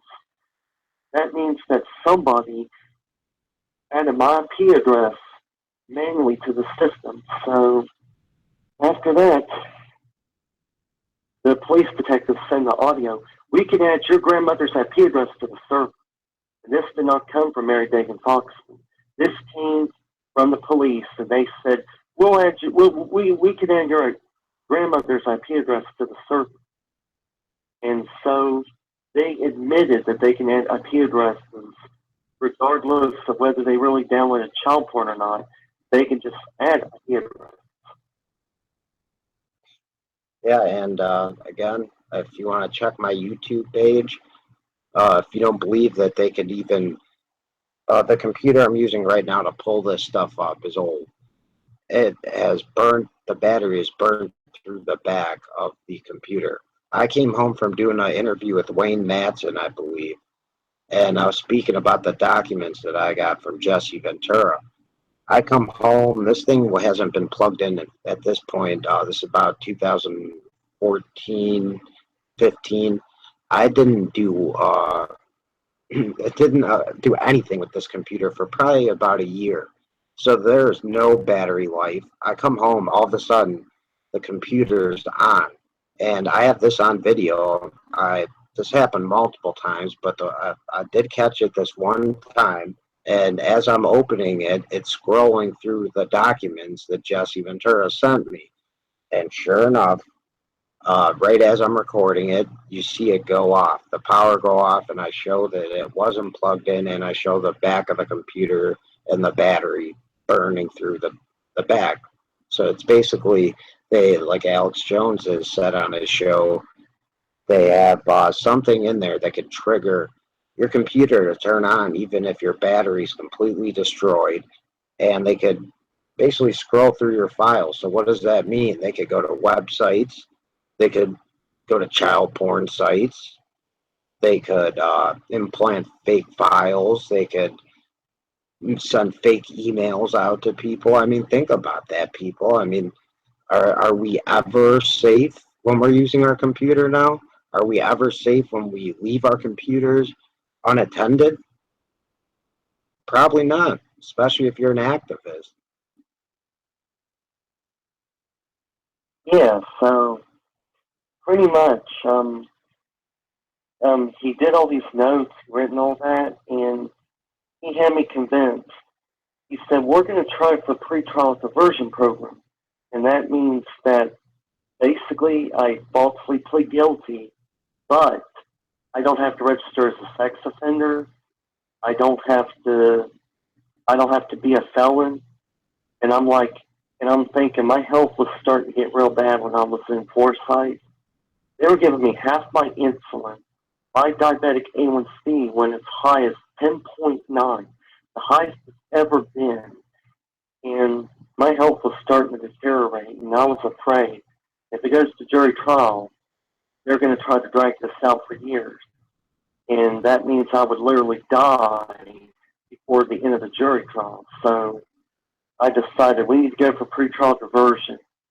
And that was a big mistake I made because of the fact that it makes me look guilty, the fact that I wanted to go for that. So after that, he said, I'm going to go in and get you mentally evaluated at the Butner, the Federal Correction Institution 1 at Butner, North Carolina. I went to that federal prison to be evaluated. That was Placky's biggest mistake because they had a law library there. And that law library had a lot of hours. I could go down there. And if my family sends me enough money in the hundreds of dollars, I could print pages from that law library. I could send electronic requests to staff and have proof of what I'd sent to the government people in the prison. So I used what Plackey did to me to help me out, to educate me. And I used the federal prison as much as I could to educate myself, get myself divorced from my public defender, and I was ready. I was ready to go into the fight, and I was sending letters to the United States Department of Justice, and I told them Mayodan tampered with the evidence, and I believe they did. And of course, I didn't even know about the dates. And so that literally is like evidence tampering or planting, because evidence planting is when you plant child porn. Evidence tampering is when you modify any files on the computer. Evidence deletion is when you delete files on a computer or erase them to hide evidence that would help the defendant. And there's evidence contamination. Yeah.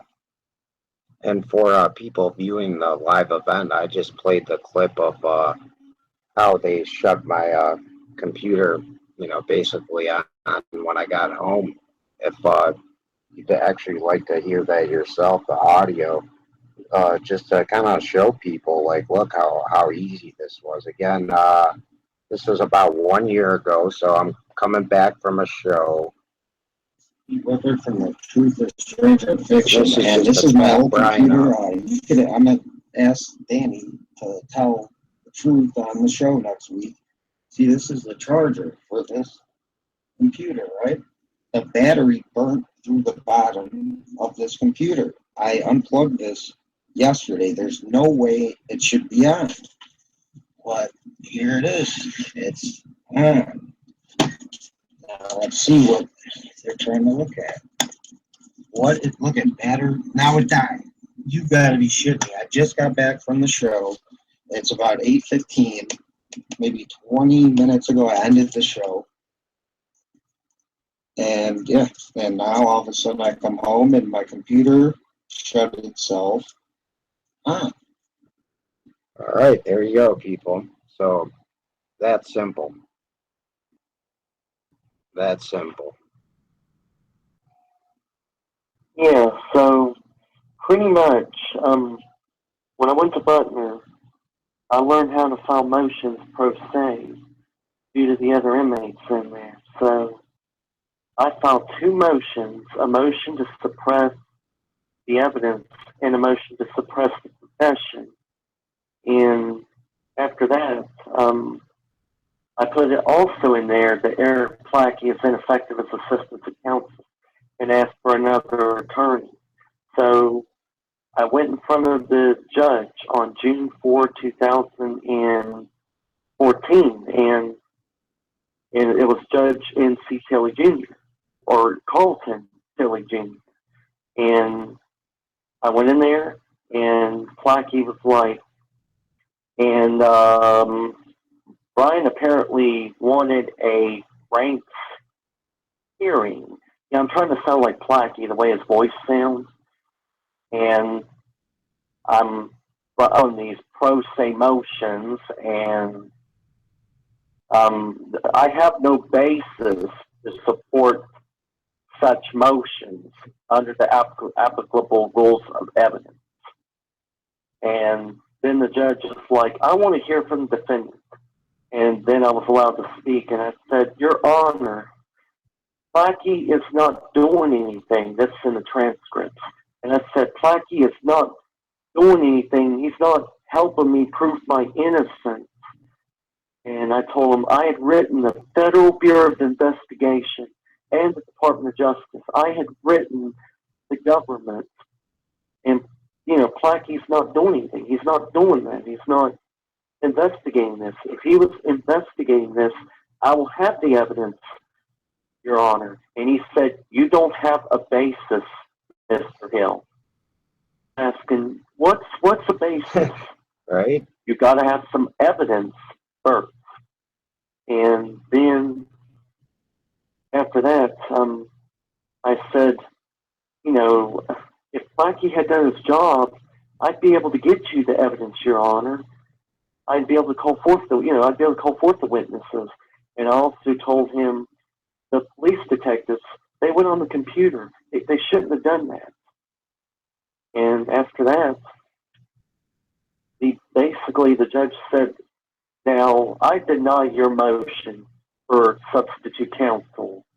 You did not give me a basis. Now, I, for one, think that Plackey is the best attorney you can get. If I decide to give you a new attorney, you're seriously going to be disappointed. Now, I asked my law clerk to do a investigation on who's the top attorneys in my courtroom. It was of the United States Attorney Office. And then he also mentioned someone else, and then he said, and the other one is Eric Plackey. Eric Plackey is the best lawyer you can have. And after that, I said, I will not register as a sex offender, Your Honor. Even though I had to. I had to register because I go to prison. But I basically said to him, you know, you need to investigate this. There needs to be an investigation. And I'm like, Plackey would not help me investigate. And he's like, I can't make the FBI investigate. You can't make them investigate. And I said, this is a kangaroo court, Your Honor. And Plackey whispered in my ear, well, careful, you'd be charged with contempt. And after that, you know, after I accused him of running a kangaroo court, and it's on the transcript, then he said, is there anything else the defendant would like to say? And then he said, adjourn is set up for jury trial. Unreal. Like, so really, you didn't really have a choice as far as like selecting a public defender, did you? Because the judges were biased. They think that Eric Plackey is the best attorney I could ever have. He's the most wonderful attorney for doing nothing. And how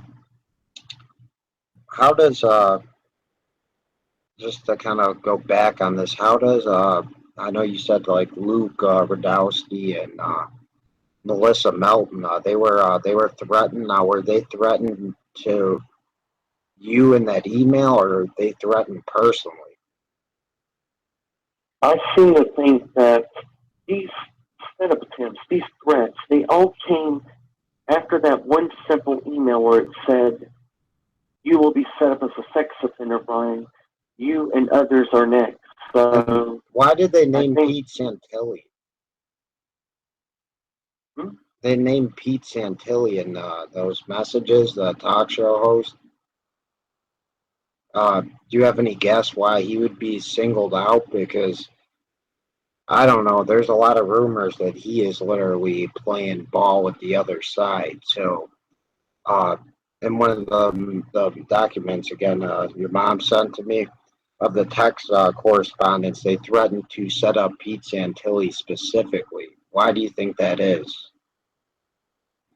it could be, I don't know why they would do that because he's already in jail, but if there is by any chance that he does decide to work for the people, they could set him up. They can have like a child inmate in there or something like that. Because the county jails, they do process the inmates of children in different areas, but they can always get some child in there or something like that. I don't know why they would name Pete Santilli, but I'm thinking it seems like they want to go after everybody. They want to go after everybody that has any kind of image of being for liberty. Yeah, I mean, they made that evident. I showed it for the people that could see. I hope the screen is big enough. I showed that email. I went through it slowly. I mean, they're basically saying, hey, we're going to end, alternative media, the real media, like us. Not taking taxpayer dollars, not taking any, commercial ads, like just honestly reporting things how we see it. They literally say we are going to end all you talk shows. And that would put me in that, during that time period as well, in that exact threat too, pretty much. At that point, I was probably having some bigger names than Pete Santilli on my show.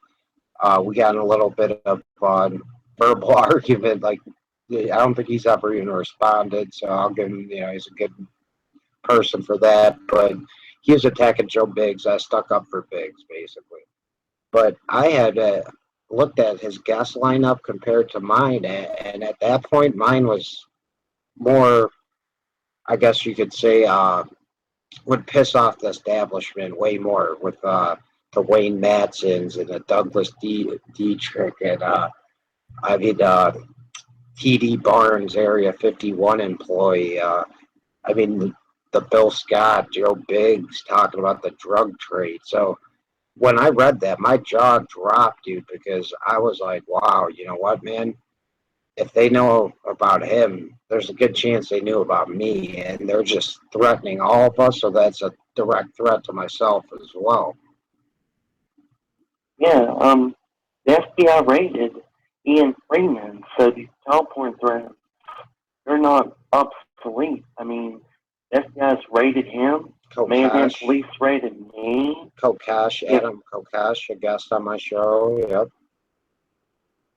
Yeah, and the only reason why Luke Radowski is not in jail is because he filed a report and he did a YouTube video about it. Yeah. The ones that didn't get raided by the police filed reports to be protected under the law. Wow. Now, do you think that's the cause of really them, like Luke, not getting per se set up? I mean, honestly, you think that the system would actually protect them despite everything that you've been through? Well, I'm thinking the reason why I did not get protected under the law was because I didn't report it. I didn't even know I was being set up with child porn. All I knew is I got a virus on my computer and it was running. So in order to be protected under that federal law, the child pornography statute, you have to file a report with law enforcement. You've got to provide access to such material to law enforcement, or you got to destroy the child porn on your computer. And there's certain specific steps you got to take. And Luke Radowski did that. Stuart Rhodes took their specific steps, and others have taken these specific steps. But see, I didn't know that was going to be framed with child porn. Yeah. And that's why I got raided. And in Kokash's case, they planted drugs on him. So with him not, with him having his back turned, and they slid in his, pocket. The second time when they raided his house, broke down his door and stuff, he described on my show. Very similar situation, but they did use different methods. So it goes to show you, like, how many of these methods do we not know about, and how more really sophisticated have they been getting since, your incident, really, because technology is getting even more dangerous by the day, the more it does. It could be used for good and it could be used for evil, but the evil people in this world, and I'm talking about big corporations and stuff, literally seem to be using it to set up a worldwide spy grid, really, worldwide control and dominance through our dependence on technology. And I think your story shows how that could backfire.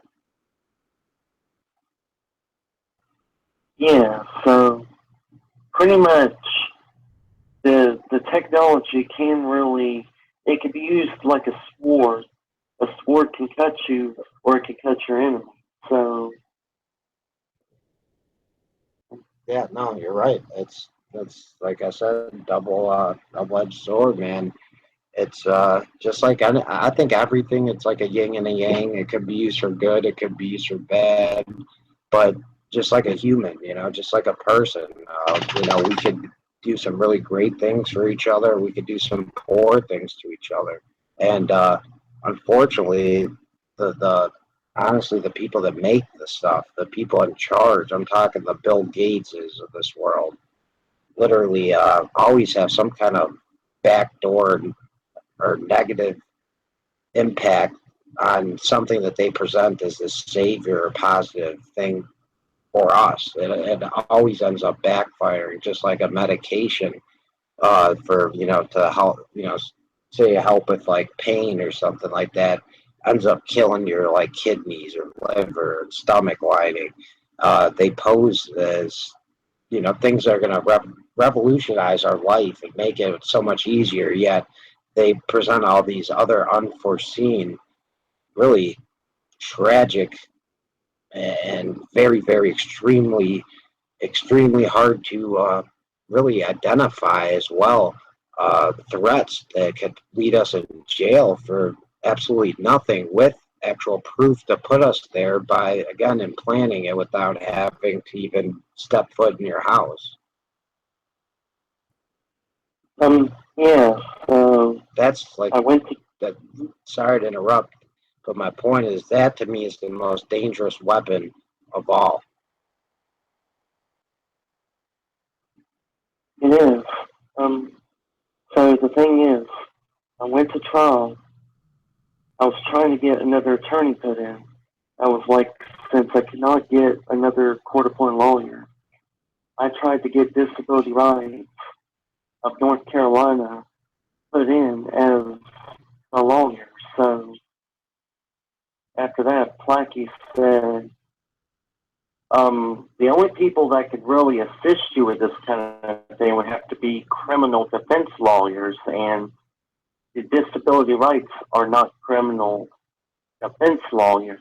And after that, I was going to go to trial without any kind of good attorney, and I told him I'm not taking the plea agreement, and I told him that things like God is on my side. I'm going to tell the truth. I'm not going to take that plea. And after that, I went into the courtroom with papers that might not really help me, but I had papers that proved I was involved with Mayodan, town council, and other stuff. And I didn't really have enough proof to convince the jury that I'm not guilty, but I was going to fight anyways. And then my family was in the courtroom. Now, they don't think I'm guilty. They were being told the night before that if I don't take the plea agreement, I face 20 years by Disability Rights of North Carolina, and they were being pressured by my public defender the night before. They were in the courtroom, and they told me, take the plea agreement, take the plea agreement. And after that, I took the plea agreement, thinking my family had a plan. Like they were going to try to get it overturned somehow, or they had a plan to get me out of this. And they told me, Ryan, there is no plan. They said if you didn't take the plea agreement, you would face 20 years in prison. Unbelievable. So that was the initial charge. Like the, Yep. So basically, One count. yeah, that was your options: is 20 years in prison, or really fight it, and get 20 years in prison, or just admit to something you didn't do, and basically end the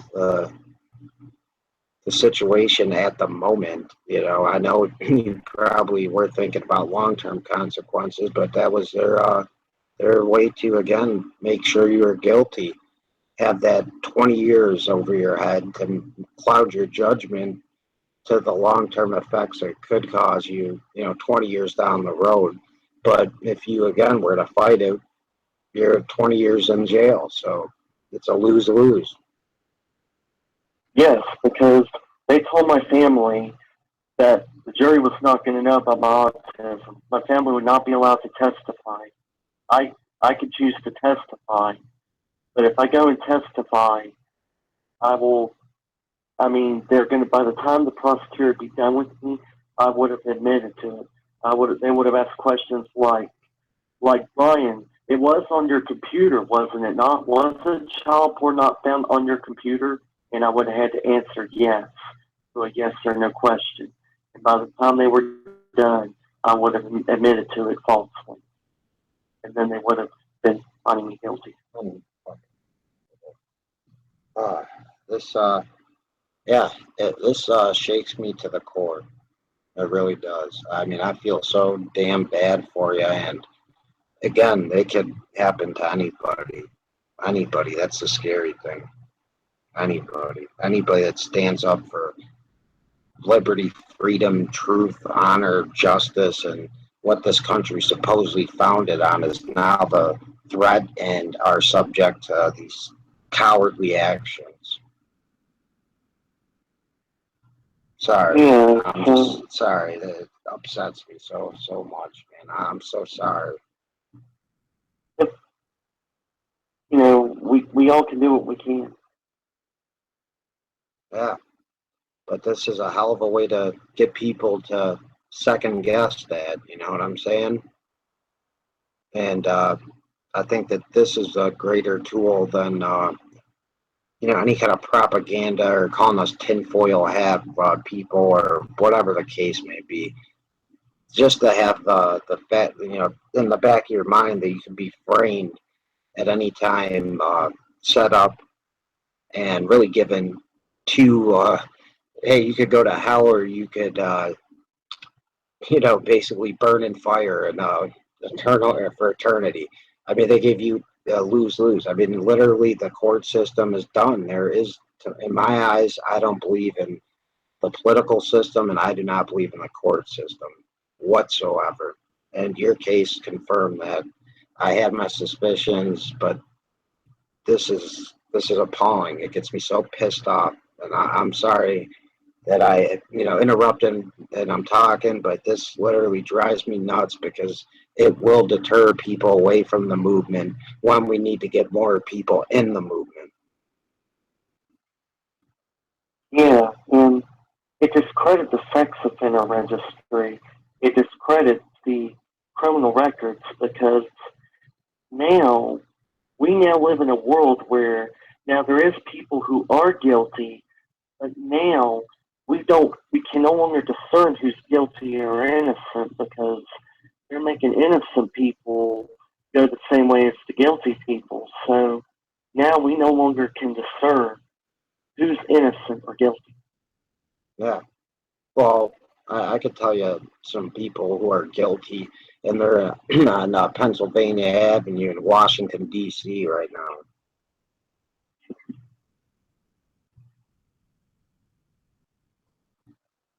But go on, Brian. Oh, that was a really good point, though. I got to admit that really I'm going to look at that list a lot differently than I have in the past. I'll tell you that. And I'm sure there are a lot of, justifiable reasons for people being on there, but I'm sure there's many others, that have a similar situation than yours that really got set up. Yeah, so after I took the guilty plea, I was horrified. I could barely sleep.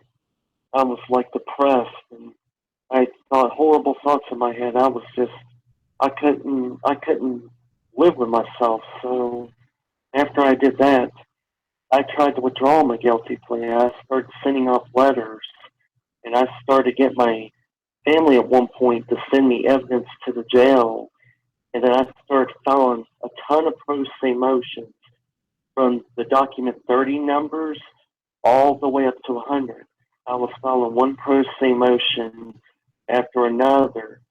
And I went in front of Judge Osteen, and he was angry at the fact that I was challenging my guilty plea. And I went in front of him, and he says, "Now I have gotten letters from you, your handwriting campaign, and you're basically saying you're innocent, even though you said you were guilty under oath. Under penalty of perjury, you said you were guilty, but you're willing to say you are innocent." And then he's like, "Why did you do that? Why did you plead guilty under oath?" Because they require you to do that when you take a plea agreement. Mm-hmm. They make you plead guilty under oath to further set you in. So he asked me, "Why did you do that? I could charge you with perjury. Why did you plead guilty when you're saying you're innocent? That somebody put child porn on your computer?" And I told him, my diabetic hemoglobin A1C was really bad. My blood sugars were going high. My A1C was 10.9, Your Honor, and that means I can have kidney damage. I can have permanent body damage if my blood sugars keep running up, Your Honor. And I told him about the fact that my health was going to fail if I did not take the plea agreement. Well, I also told him about how the public defender would present no evidence and I would have lost by default, yeah, and that my family told me to take the plea agreement. and on top of it, during this whole process, they weren't giving you the proper amount of your insulin, were they? They were not giving me pretty much the insulin needed to sustain a healthy blood sugar level, which could cause me bodily damage. So, just like the Batman shooter, and I'm not saying that I mean, there's Wayne Madsen believes he is part of a government program, but just the same case, they loaded him up with drugs before they sent him to court so he can, testify like you are right now with me speaking, clearly and really without any, health issues. They made sure that you had health issues so that you can communicate properly so that you would be guilty. It's again another smoking gun here. It's or that you might die, and then they could say, "Hey, natural causes." We weren't aware. Pretty much, I told the judge about all that, and he pretty much was saying something like he wanted proof that I was innocent, and I was getting ready to load him with proof, and the threatening emails, all this other stuff got filed on court records, so Judge Osteen would look at it, and then I saw him again, and Susan Basco filed a declaration, the attorney from, I think it was, I'm not sure, I think California and another state, Illinois. Susan Basco, she's the one who's been warning people on Examiner, on the internet, that if someone tries to send you a child porn email, to report it to the FBI so you don't get set up. She was warning political activists and conservatives about the child porn setup. She filed a declaration with the court with her signature on it, and she said, I know for a fact that Brian is innocent. Here's why. He was involved with these political activists that were all being set up with child porn. When Brian sent me an email, I pretty much deduced what has been happening to the other political activists, that Brian has been set up with child porn. And she was criticized by Judge Osteen. He wanted to go after her, charge her with perjury, and he kept complaining about Susan Basco. He said, who is Susan Basco? I don't think she's a real attorney. I think that she is sending me an affidavit, presenting it to me, saying that he is in fact innocent, and this Susan Basco is, she's been told by Brian's family to, he was criticizing Susan Basco over and over again, and then my family was told to come up to the court, and they were like, is that Brian's grandmother? And she comes up, and she's like, I've got some documents, and my grandpa was there too, and she's like, before you get anything out of there, did you contact this Susan Basco? And the family said, no. Brian contacted Susan Basco, and we looked at these emails, and we found Susan Basco when Brian was the one who got in touch with her, and he told her that he was innocent. And the judge was like, right now, do you believe Brian is innocent? And my grandmother said, yes. He's not. And he says he is innocent, Your Honor. And after that, and he went on with, do you agree with what she said? Do you think he's innocent? And he said, yes. And after that, later on, judge got angry at me and my family because he said, not only is Eric Plackey, the public defender, having to defend himself from his client, but having to defend himself from the client's family. I think that this public defender is, he was defending the public defender. He thought I was being unfair to him. And then he said, it looks like at this point I'm going to have to withdraw as counsel of record. And that was a good thing. At least I put enough pressure on Judge Osteen to force him to get my public defender out.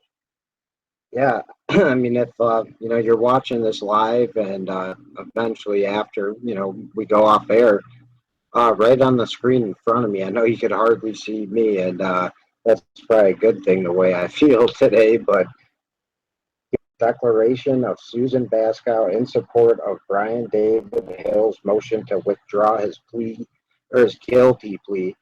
Motion for a substitute attorney, sentencing, and other purposes. And she goes on to say, I reside in Illinois. I don't want to give out, number and stuff, but gives her info and says, I am a lawyer, licensed here in Illinois and California. I practice law for independent media. Pretty much she goes on to say, this is the big thing, number 3. I am aware that Brian David Hill is innocent of the charges, and I will explain.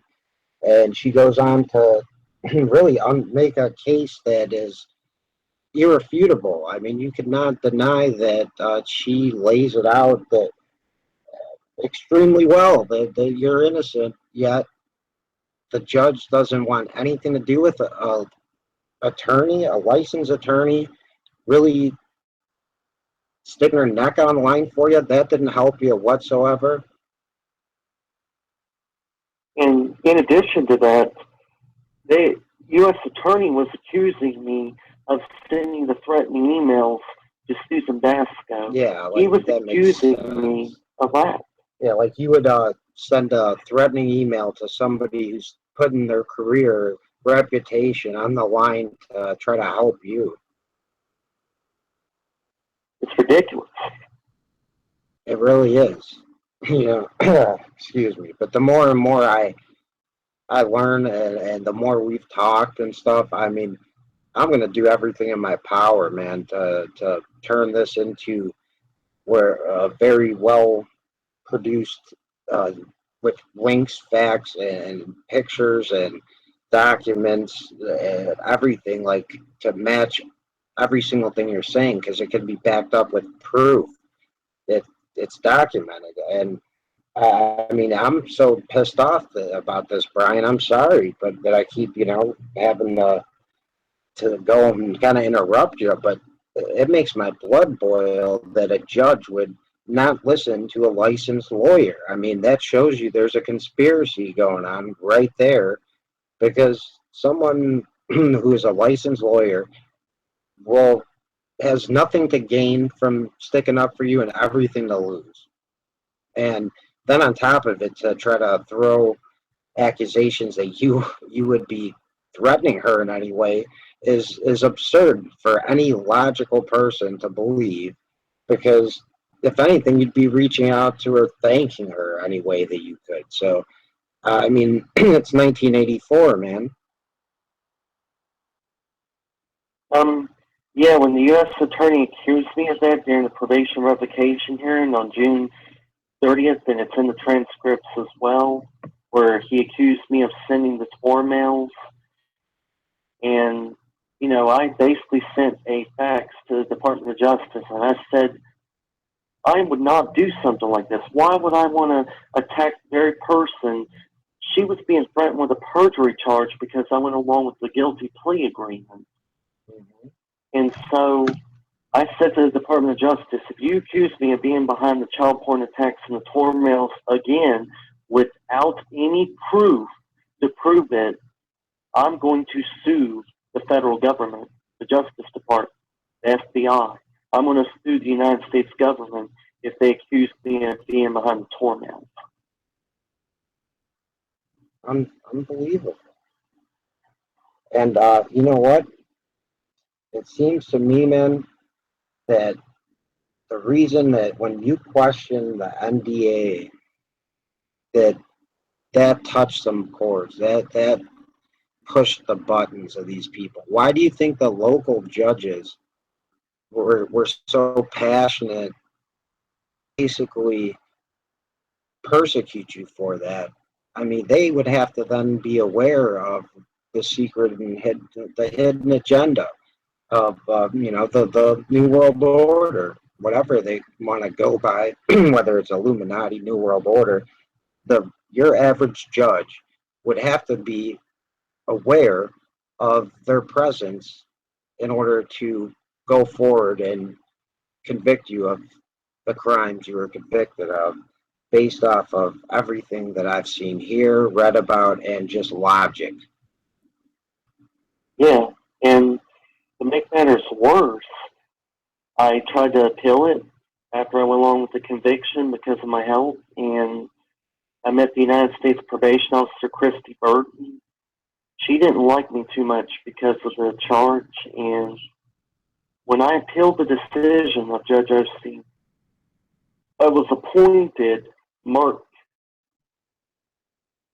Jones of the Bell, Davis, and Pitt law firm in Winston-Salem, North Carolina. Now, it's been admitted, my friends have went on the internet and started getting documents. My family was looking into it. They found out that it was bragged about that Mark Jones served as a law clerk for William Lindsay Osteen Jr. and Sr. as a law clerk years before he became an appellate attorney under the Criminal Justice Act panel. Unreal. And on top of that connection, didn't they pretty much, I don't want to, bring up any names, but have somebody close to you kind of infiltrate your circle of friends and really defame your name and that really kind of screw up your personal life even more? Then did they not have a friend of yours come in and basically harass your family, get inside your social circle, and really cause disruptions with the ones that are really closest to you? Like, who was this person that claimed that was supposedly a friend of yours and harassed your family, threatened you with emails in March of 2014? I know the name, but I'd rather not. Well, I give it out. mean, was but- he like someone you knew your whole life, or someone that kind of just popped in your life at this point of time? He popped in around 2012 when I was doing the Nullify NDA petition. He was the one who worked with my family to create the support group on Facebook.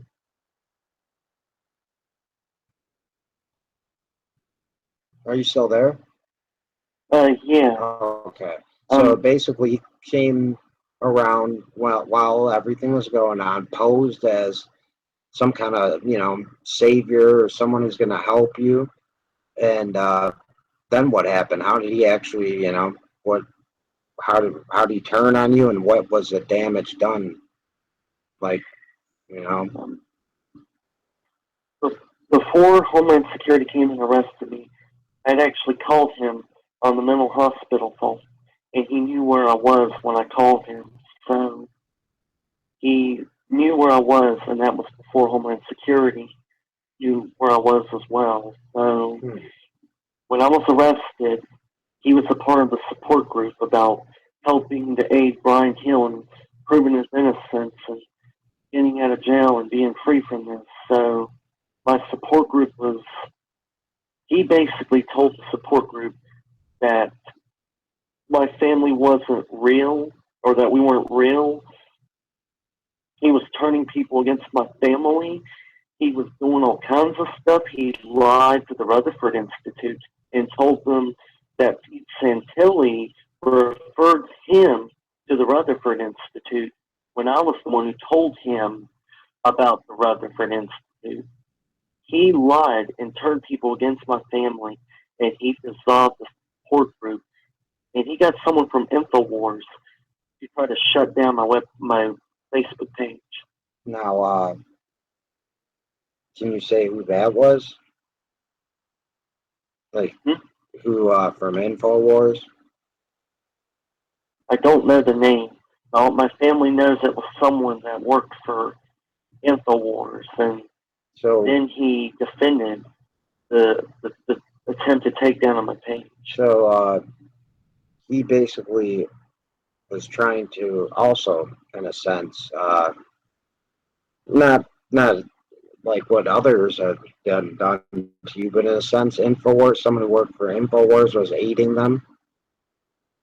Well, I actually told InfoWars about this guy, the guy who I thought was my friend. I gave his number to InfoWars, to Aaron Dykes, and then later on, anytime I try to call Aaron Dykes' cell phone number, I hear the busy tone. So it worked. It seems like his purpose was to infiltrate everyone I was involved with and destroy it. Yeah, and whatever he said to InfoWars definitely worked, because there's pictures, as you could see in the bottom, if you're watching this right now live, you could look and see the picture of Brian and Alex Jones with their arms around each other. So you think that Alex Jones would have, I guess you could say, come to your defense? Did he do anything to help, or at least get the story out? We've tried to, but it appears that unless I've got actual solid evidence, and I didn't have it when I was arrested, I have the more solid evidence right now, but they would not cover it. Well, I'm going to put this on air right now so that people know me, that my fans know when I say this, I mean this. I'm going to email that to Jakari Jackson, Mikhail Thalen, Joe Biggs, Aiden Salazar, Kurt Nemo, every single person I know. I'm going to email everything that you emailed me. And also, I'll attach this video as well. And if they do not do anything after that, because I think the evidence is pretty damn overwhelming, I don't know. I don't want to say it, but I'm starting to lose faith in them. Correction, I did not email you. It was my mother that emailed you. I keep saying that, but yes. No, just for the record, I received emails from Brian's mother, but it's regarding his, court records and things like that. So I keep, basically saying your, email should be more clear. He has not emailed me a damn thing.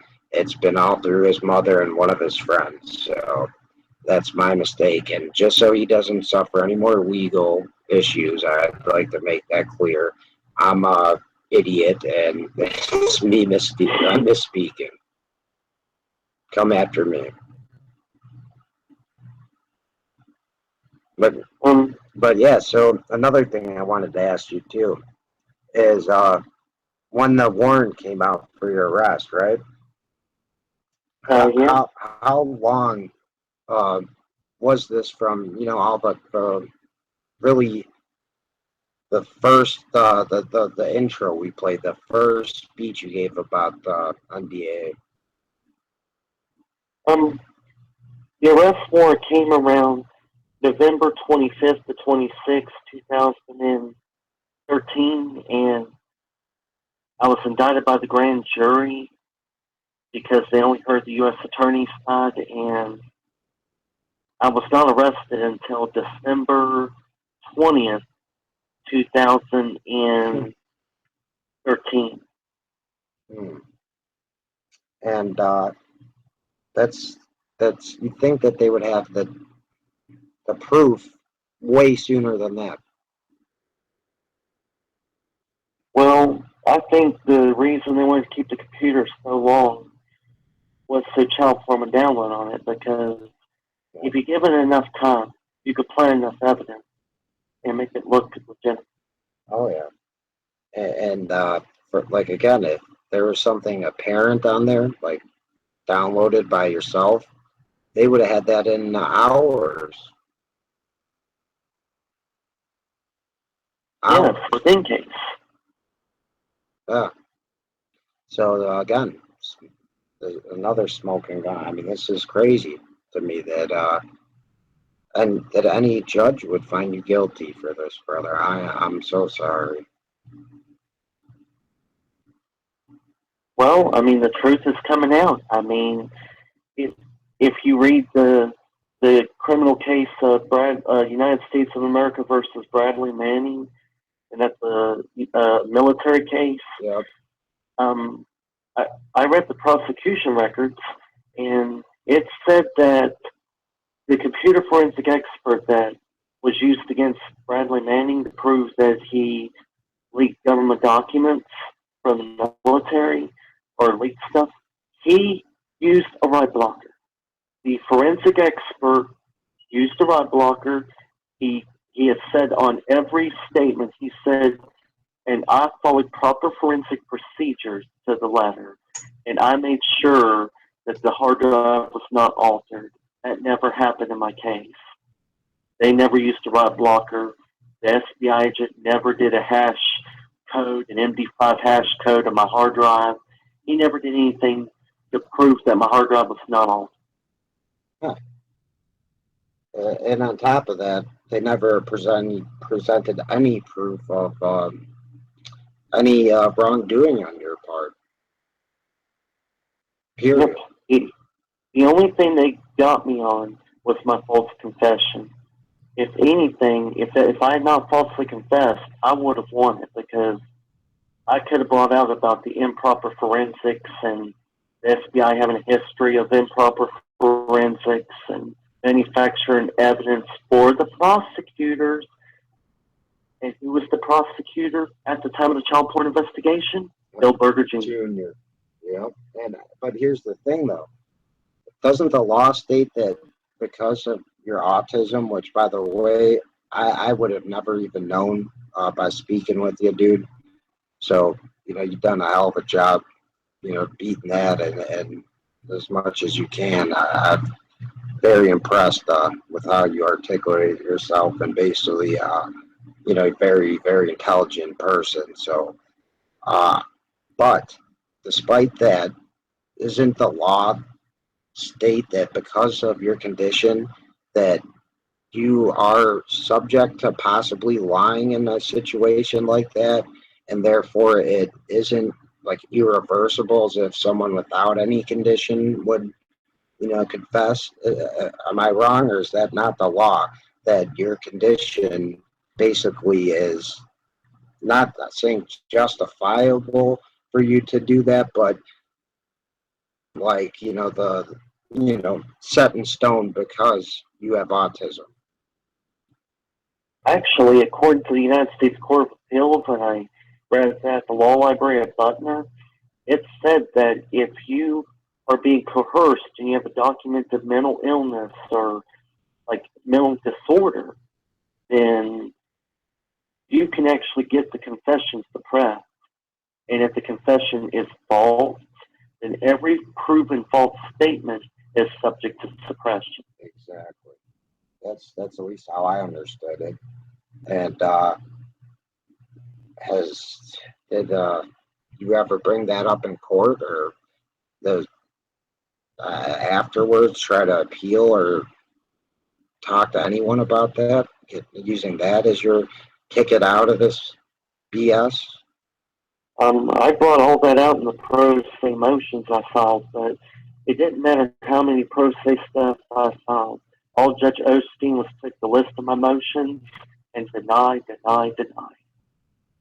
And have you ever looked up, or had anyone look up for you, excuse me, because you can't, again, I'm just so used to, and I've never talked to someone who's not allowed to use, the internet. Have you ever had anyone at least research this Osteen guy to see if he has any connections with, like, per se, Freemasonry or some kind of, the Bilderberg group.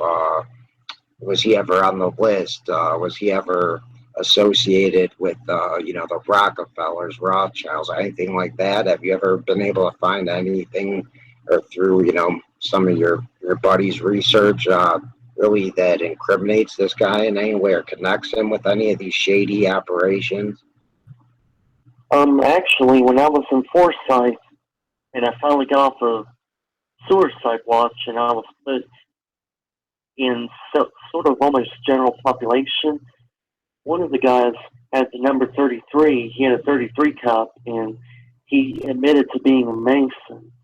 And he said that there are good Masons and there are bad Masons. And I asked him, is Charles Caruso, the Mandan chief of police, is he a Mason? And he asked the jail guard that he said was also involved with the Mason. He said, I need to talk with you. And he gave some kind of hand gesture, and the guard spoke to him, and he said, I'd like to know, is Charles Caruso, the chief of police, a Mason? And he confirmed it. And he said pretty much as far as I know, every county sheriff in the state is a Mason. Wow. That I'll agree with the statement that I'm sure not every Mason's bad, but to have that every single one being a Freemason, that's kind of telltale in a sense that, and it's not leaning towards the good side of things. That's leaning towards being able to hide, corruption, really, and get people that are Masons out of incidents where they could be arrested, is what it sounds like, instead of them being good people that just happen to all be a member of the same fraternity. Yeah, what concerns me about the Masons is, yeah, there's good Masons, there's bad Masons. My concern is the connections somebody can have. And they can use the connections, exercise their connections to pull stuff. Oh yeah. And to be honest with you, I bet you that happens every single day. And imagine the higher up you get. Like, I had on my show Sandy Frost expose the Shriners, who are, a higher order of Masonry, essentially, talking about the Shriners bringing underage girls, 12, 13, to Canada, to a resort. There's picture evidence of this, and they were taken advantage of, drinking alcohol, and were having sex with these young girls. So they did what they accused you basically of doing, and I find that to be the common in a lot of these criminals' thought patterns, is the fact that they will literally kind of like to rub things in your face and do things that basically charge you for something that they've done before, probably thousands of times, once, that I could prove. And I know that, Sandy Frost has written about it and talked about it, and you could check that on my show as well. So these people have them, again, they get off on basically, doing the exact same thing that you had to have to suffer for forever, and them getting away with it despite having more evidence than the nothing that they had on you. I've heard of all kinds of terrible places. As a news reporter, I've heard about Boys Town. I've heard of the Lolita Express in regards to the recent report coming out. And I've been thinking, why are they not in prison? Why does it seem like they get to hurt children, and that's wrong, and then they're going after me when I hurt no child? Yeah. And hell, for all we know, the cremation, the care ceremony done, I lived in Northern Cali. I've seen what they do over at, not seen it, but at Bohemian Grove. I've seen the people going there. How do we not know that they didn't know Alex Jones was filming and that they're not burning children instead of a child, like, stick figure of a child? I mean, how many missing children appear every single day on milk cartons and you hear about on the news? Where do you think they're all going and stuff? It's not the Mexican drug cartels responsible for all of them. A lot of these people are being stolen by our elected officials and people in powerful positions in society, and I could guarantee you that. Yeah, and at the same time, you go to court for a crime you didn't commit, and I'm not the only one. There's actually a guy who's named Jeremy. He was basically, it had to do with something called the Woods of Terror, and it's in Greensboro, North Carolina.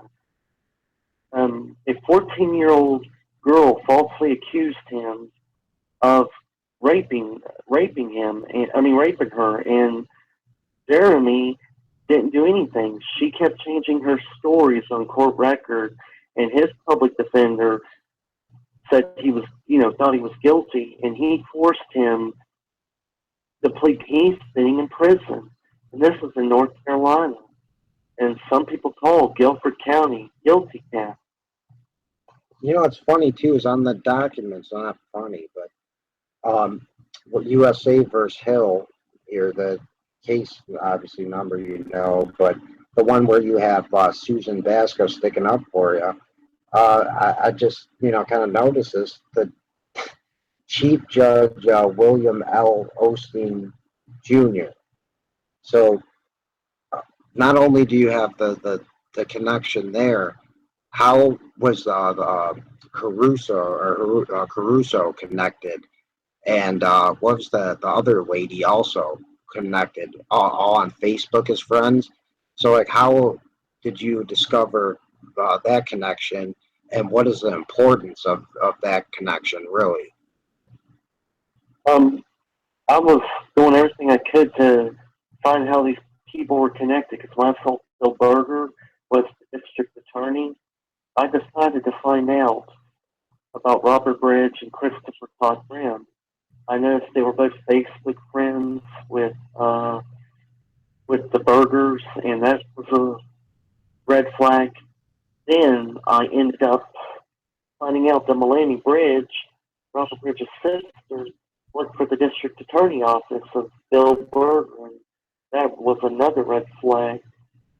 And he publicly endorsed her in a news article from the Rockingham Update to be the next district attorney of Rockingham County. That's next to Guilford County. So what's significant about all this is that it's a conflict of interest. If these people are all directly connected, then that means that he can influence her. The DA can go to Melanie Bridge and say, hey, can you get your brother, Robert Bridge of the Internet Crimes Against Children Task Force? Can you get him to go after Brian or something? I mean, it could have been that simple, but I have a feeling it's more complex. But it could have been that simple. Hey, we're all at a bar. These people sitting down. Hey, this kid did this. Let's get his ass back. Yeah, I could take care of it for you. Yeah, but I don't know. To me, it goes deeper than that, because how many different people were involved and in the courtroom and heard these things, and for no one to stick up for you and to really help you out really in any way, except the one generous lady that they tried accusing you of harassing, is obvious to me that this goes bigger, because there had to have been one person with a damn conscience to say something, to do something for you. Instead, it seems like they were all conspiring together, from the police that raided you initially, the ones that arrested you, to everybody but the marshals at the end. Sounds like they were all in cahoots. Well, that's a scary thought.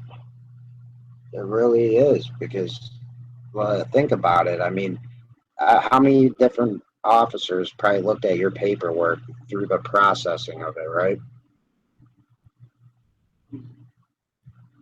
And to not have one person kind of wave the BS flag and say, hey, man, we might want to look into this a little more, or where is the actual proof? Like, or how about, why did we not give him his medication? Why did we pretty much, threaten pretty every single not pretty much not threatened, but why do we not listen to a lawyer sticking up for him, and then you claim he threatened her? That doesn't make sense. Like, you would think there's something that would trigger one of these people to maybe stand up for you. You know what I'm saying? Well, the answer to that is when there's lack of publicity, they can do whatever they want to you, because when the person that messed up my support group sabotaged the whole thing, I was trying to go to the media. The media would not talk to me. The media would not cover it. So I was all alone, just me, my family, and my public defender. I didn't really have, and then Susan Basco, but other than that, people didn't know about my case. They didn't know who I was. Who was going to stand up for me, because people were kept in the dark. Luke Radowski didn't even know about what happened to me. He was in the dark. So who's going to say it's BS what happened to me when my criminal case was kept in the dark? Yeah, I guess, that is a hell of a point. And unfortunately, that's something that needs to change, because, again, it could happen to anybody.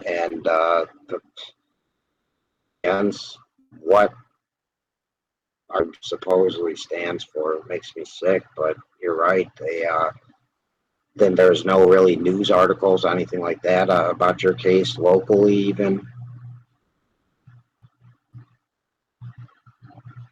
Really, it's mainly Sheila Dogwood, like posts on Planet InfoWars.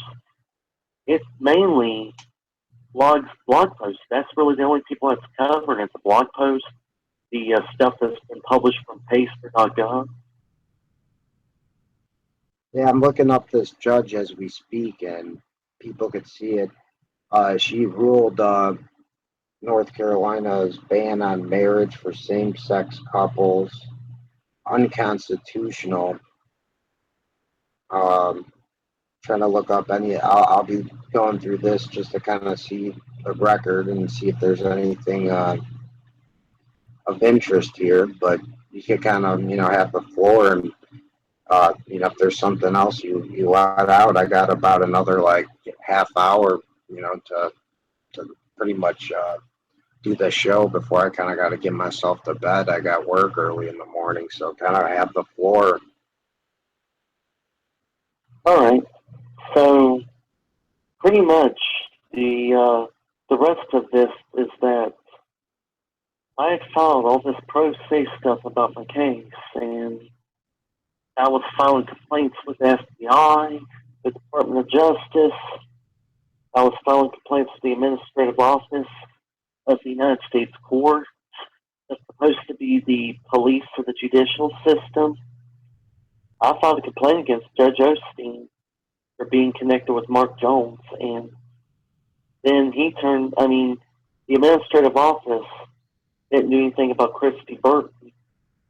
The United States Senator Tim Kaine didn't do anything about the corrupt judge, and the reason why I'm accusing them of corruption was because Mark Jones, he sabotaged my appeal.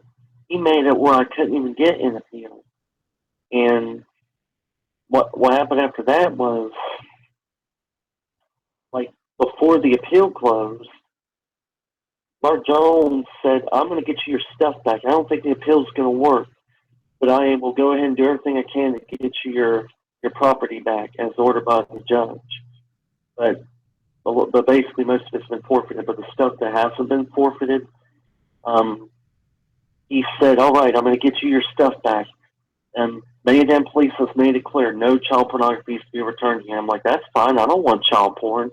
And then after that, Mark Jones showed up with boxes.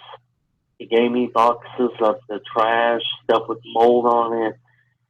And there was a hard drive in there, and I plugged in the hard drive. After Grandma got an adapter for it, she opened. I mean, I put the external in there. I opened up the hard drive on the computer. I went in there. I noticed it didn't have the files I would normally have on a hard drive. It did have some of my files, but not all of it. Like it was placed on there. It all had the same date and time stamp on every file. Yeah. And then there was a folder called Sexy Angel. Oh, yeah. And Is that what I went in there, and it was for the first time I actually saw child pornography. Jesus. And it sickened me. Dude. And after that, I told my family, the hard drive contains child porn. And after that, my grandpa took the hard drive and smashed it with a hammer. And before then, I said, we need to give it to the FBI. We need to travel there right now. And she said, I've heard, though, that if you try to report it to them, they'll arrest you if you try to give it to them. And they were afraid, so they smashed the hard drive. But I still filed a report with the FBI anyways of what I witnessed in there. And that hard drive came from the Maydan Police Department. Found something here, buddy.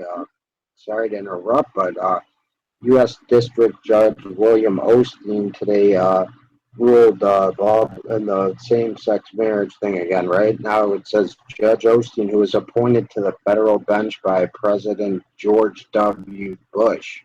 So you have a skull and bones connection right there. Gave North Carolina House Speaker Tom Tillis and Senate President Pro Tempore Phil Berger the ability to intervene in the case on appeal. So he has the right to appeal, but he gives me Mark Jones that keeps me from appealing. Exactly. And then it says down here, U.S. District Judge William Osteen today denied a request from North Carolina House Speaker Tom Tillis and Senate Pro Tempore Phil Berger to allow oral arguments in two American Civil Liberties Union (ACLU) lawsuits challenging North Carolina's ban on marriage for same-sex couples. Osteen also asked current parties in the lawsuit to provide further guidance on whether to allow Tillis and Berger to intervene in the case by 3 p.m. on Monday, October 13th.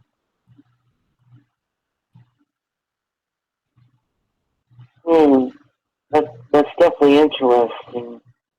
And so they're collaborating. Hard drive? They're collaborating often. If I could find this in 2 minutes, that's my point. But go on about the hard drive. Sorry, I just thought you'd find that interesting. Well, it's good you brought it up. So, anyways, I put it on the Court of Appeals record when Mark Jones finally wrecked my case. Then he filed a motion to withdraw as my counsel. And then I filed something through facts, and the court actually allowed it. And it was in support of my backstab lawyer's motion. I mean, he's a backstabber. I call him Judas. And I put Mark Jones in a folder called the Judas file. So he basically, I put in there that Mark Jones gave me a hard drive with child porn on it. I mentioned this on the Court of Appeals record. And after that, the appeals court affirmed my conviction and threw it out of their court. Wow.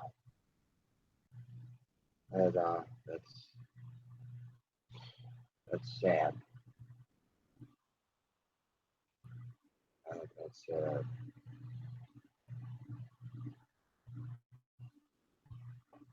So, as far as anything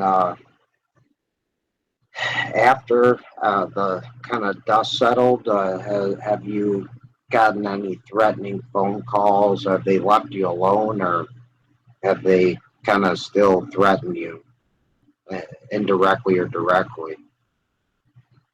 They're using the threatening emails against Susan Basco, where they're saying that at one point they wanted to cut or kill me, and Anything with there were the your threatening mom? emails. And another weird thing was that in January of this year, all of a sudden our car kept having problems out of the blue. The brakes were going out. There were leaks in the car. The muffler just boom. It fell on the road when we were going down the road back from Roanoke to Martinsville. The muffler fell. We heard a boom, and the car was like, duh! And we kept having all these different car problems, and my mom got paranoid and thought somebody was messing with our car. Well, hey, it could be, and they could also have put a tracker too on there. You never know.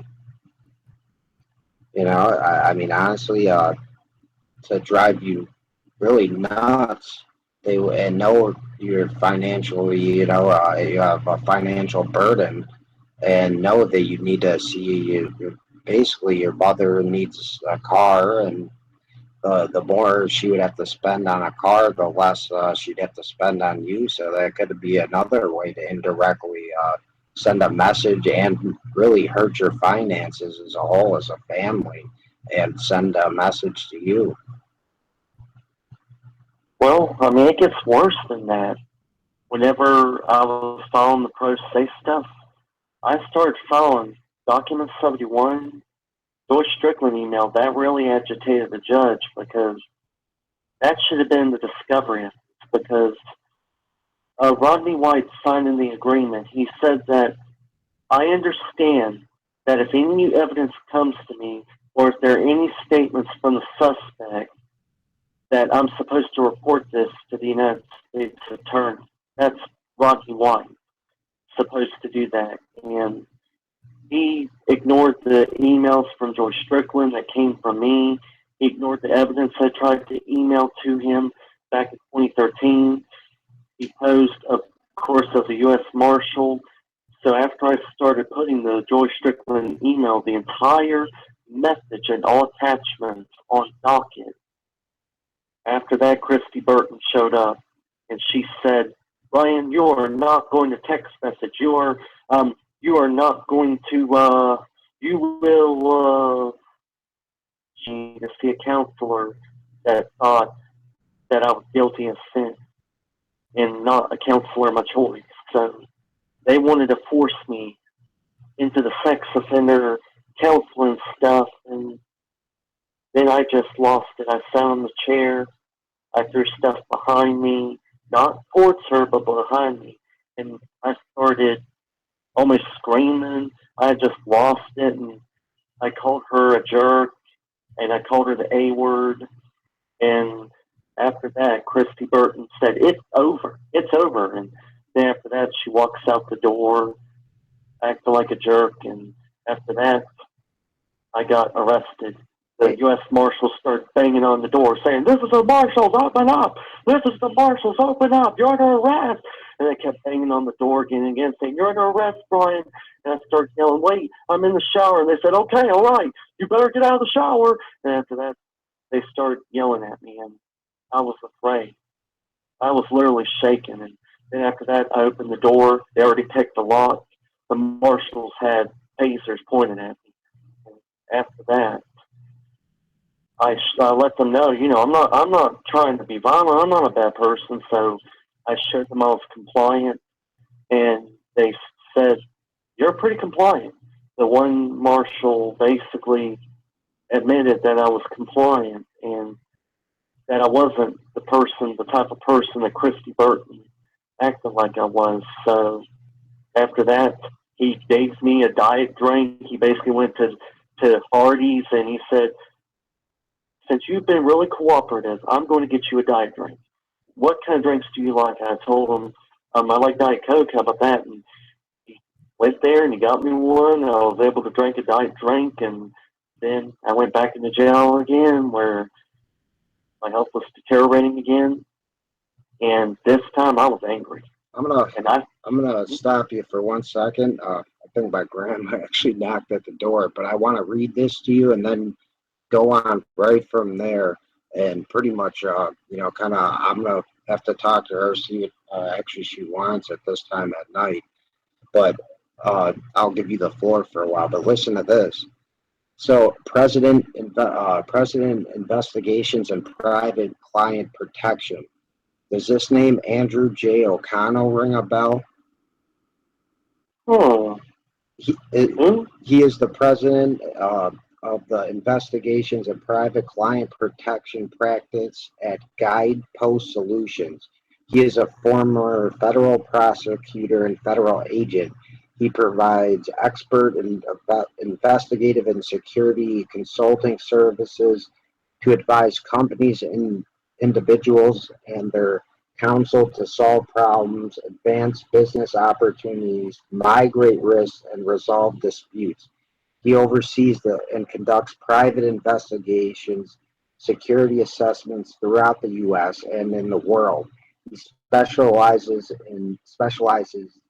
in Foreign Corrupt Practices Act and other government enforcement investigations, corporate internal investigations, civil and criminal litigation support, IP matters, and business intelligence. Now it goes on later to talk about him, basically working on federal crimes, including various frauds and financial and electronic crimes, firearm drug offenses, and violent gangs. Okay, now listen to this. Before becoming a federal prosecutor in 98 through 2002, Mr. O'Connell was basically a litigation attorney in Washington, D.C. of the law firm Skadden, or Skaddenarps, Slate, Meager, and Blom, LLP. Now, this is the important part, where he was involved in litigating a wide range of civil, criminal, white-collar, and government enforcement actions before joining Skadden from 97 to 98.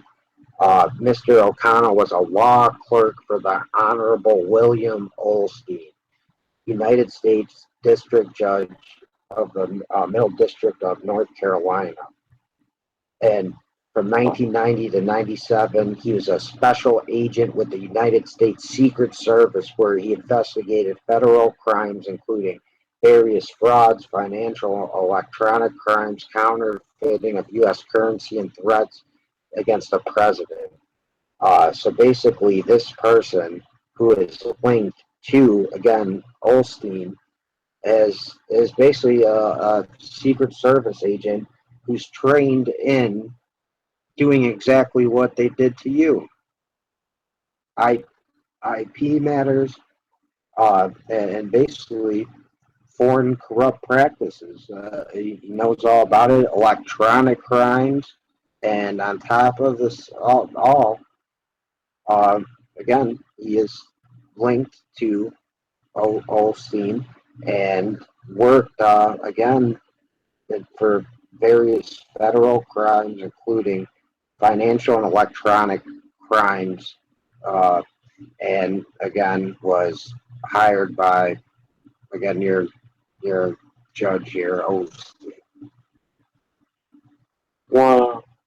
So now, not only do we have all the connections with other people, we have this random character here with connections to the Secret Service and the capability to do just about anything that was done to yourself.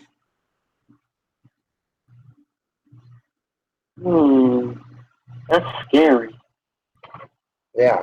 If you want, I'll email your mother the link to that.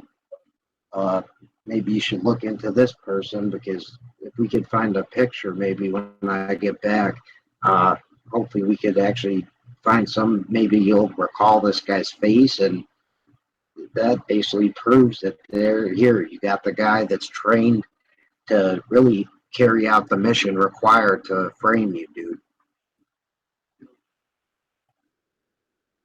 So I'm gonna go check to see what my grandma wanted.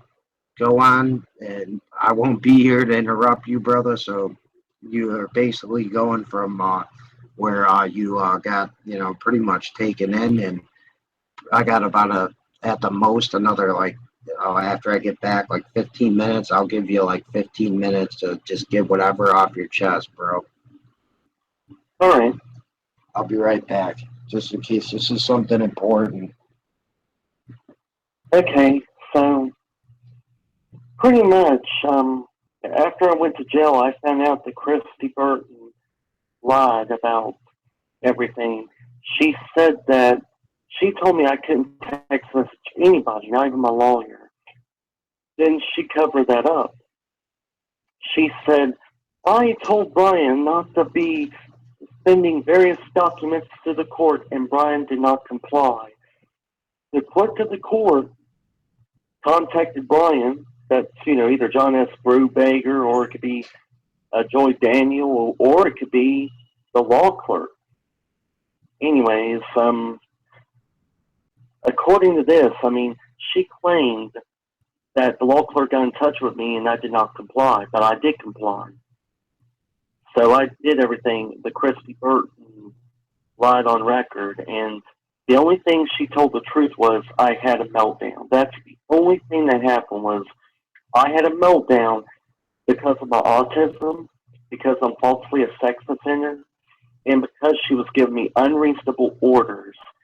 And she did that while my blood sugar was high. I tried to leave the room because I knew I was gonna have a meltdown and start throwing stuff. So I was trying to leave the room, and Christy Burton said, "Get back in the room, Brian." And after that, I came back there and started throwing stuff behind me. And then she said to the court, I felt afraid.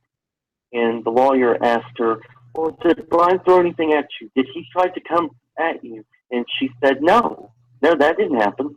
Brian didn't throw anything at me. He was just sitting in the chair. The stuff was being thrown behind him. And then after that, she told the court, I was scared of Brian. He scared me.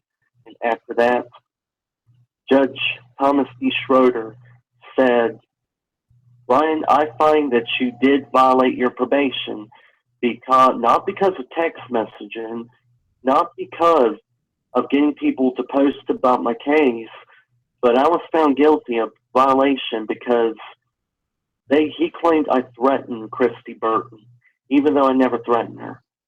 All I did was have a meltdown in the chair, which is caused by increased anxiety and stress, high blood sugars. So after that, the marshals even admitted the court was corrupt, and the U.S. attorney was in there saying, I think that Brian's behind the toenails. It can't be monitored by law enforcement. And he had no proof. He had no evidence, but he accused me of being behind the toenails. And the lawyer was getting kind of upset. I saw the look on the Renorda Pryor's face, the court-appointed lawyer. She had an angry look on her face. She was mad. And I even said the word BS. And I don't even have to say the cuss word. I said BS. I said the actual whole cuss word in the courtroom. And she said, be careful. The judge might hear you say that. And I'm like, oh, it is BS what the U.S. attorney's saying.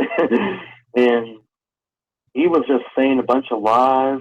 And he also claimed I emailed the FBI when I wasn't supposed to use the internet. And I didn't email the FBI. I was faxing them.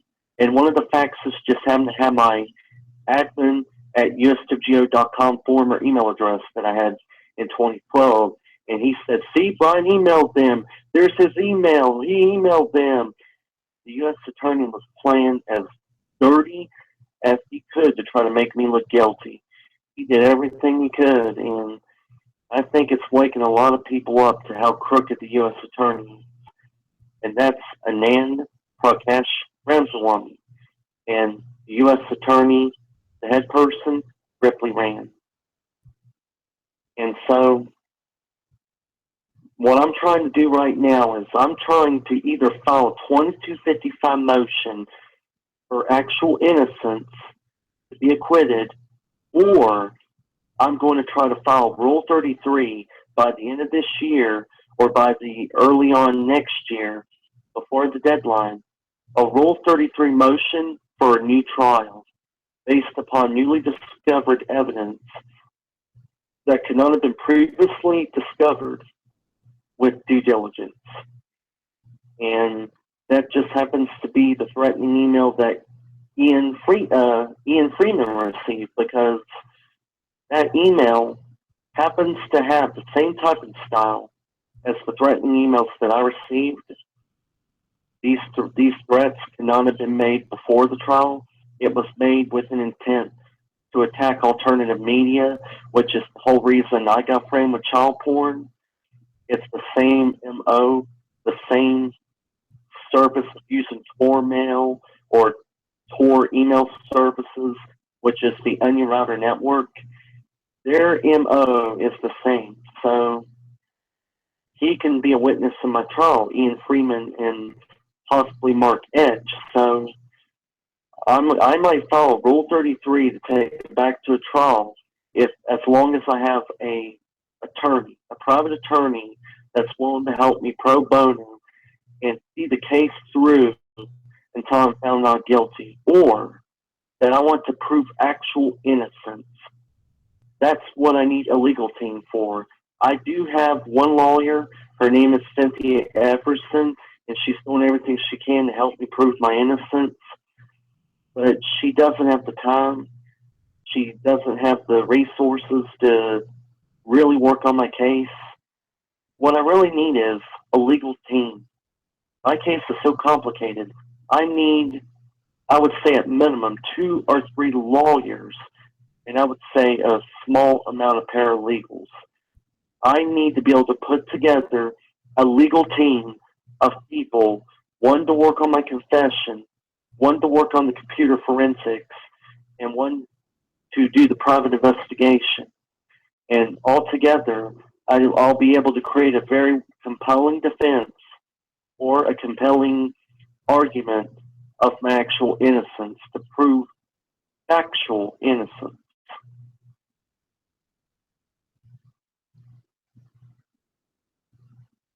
And so I want to be able to prove my factual innocence. And that's what I'm telling Luke Rudowski, Stuart Rhodes, all the people that's listening to the show. I want to prove my factual innocence. I want to get all of the lawyers I can in North Carolina.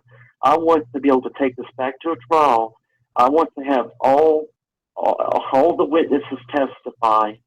If I can't prove actual innocence because of the corruption, because the Mayhem police won't turn over the confession audio, they're refusing. I've sent multiple letters asking that they turn it over to my attorney, Cynthia Everson. They are not turning over my confession audio. They are not turning over evidence that would help me prove my innocence. So if I fall short on actual innocence, I want to take it back to a trial where I will have subpoena power and start filing subpoenas right and left to Boca Raton Child Protection System to get all the witnesses to testify. I will file subpoenas, get the computer examined. I'm going to have subpoenas, requests. I'm going to do everything I can to prove my actual innocence to a jury of my peers and give them proof beyond reasonable doubt that I am innocent. And that will be my actual innocence if I can't get actual innocence because of the restrictions the government is giving my lawyer. And that is the reason why I'm going to prove my actual innocence. I want to prove my actual innocence because I don't want to be a sex offender. I've gotten a taste of what it's like being a registered sex offender, and I don't want it. I don't want to have to keep talking to the police every 3 months and tell them, "Oh, I'm a sex offender," and then have to answer the questions to be a sex offender. I am not a sex offender. I should not have to go through this every certain amount of months. I am innocent. That's why I want to prove my innocence. I need lawyers. Cynthia Everson, it costs $300,000. I mean, that's what lawyers are telling me. It costs that much to prove my innocence. Cynthia doesn't have that. I mean, I don't think she's gonna, dedicate too much time to an expensive actual innocence complaint. Petition, actual innocence petition. So I need more than one lawyer. I need a team of lawyers. I need a team of them, even legal students. That is why I've tried to contact Wake Forest. I want to be able to get a legal team together. I want to be able to get a lot of assistance for Cynthia Everson. I am grateful that she's helping me. I am grateful that she is my lawyer. I am grateful that she's doing everything she can. But she's got to make money, too. She cannot dedicate too much time to it because she's got paid cases. She's got to be able to make a living for her family. So what I really need is not one lawyer. I need a legal team. Like I'm 2, back, 3, brother. 4. And that is what I need to prove my innocence. I cannot do it without the assistance of a legal team. U.S. attorneys can do everything you can to make me look guilty as sin. Team. And that means more than 2 or 3 lawyers and paralegals. I'm going to need, I can prove my innocence, and then it can be used to help other people that have been falsely accused. Other people, other people that have been falsely accused of murder and other crimes. I want people to be able to prove their innocence too. And I think the only way to do this is the worst kind of crime, child pornography. It's the worst crime to be accused of. No one wants to help me on this because they think if I help Brian, they're going to call me a pedophile sympathizer. They're going to think I sympathize with the pedo bears. That's not true. That's not true. I want to prove my innocence. I need all the assistance I need to prove my innocence, but there's people that are afraid. They're afraid of representing somebody accused of child porn. But if we don't help people falsely accused of child porn, it's over, man. It's over, America. We cannot, if we cannot function, then anybody just remotely accused of child porn is going to go to prison or be put on probation. This should not be happening. I can't even use the internet. I can't date a beautiful woman. I can't get with a nice woman and tell her how beautiful she is and, and compliment her and then kiss and hug and stuff like that. I can't do that because I'm a sex offender. I am a sex pretender. I should not be on that registry. And that is the reason why I want to prove my actual innocence. Yeah, And well said. Well said.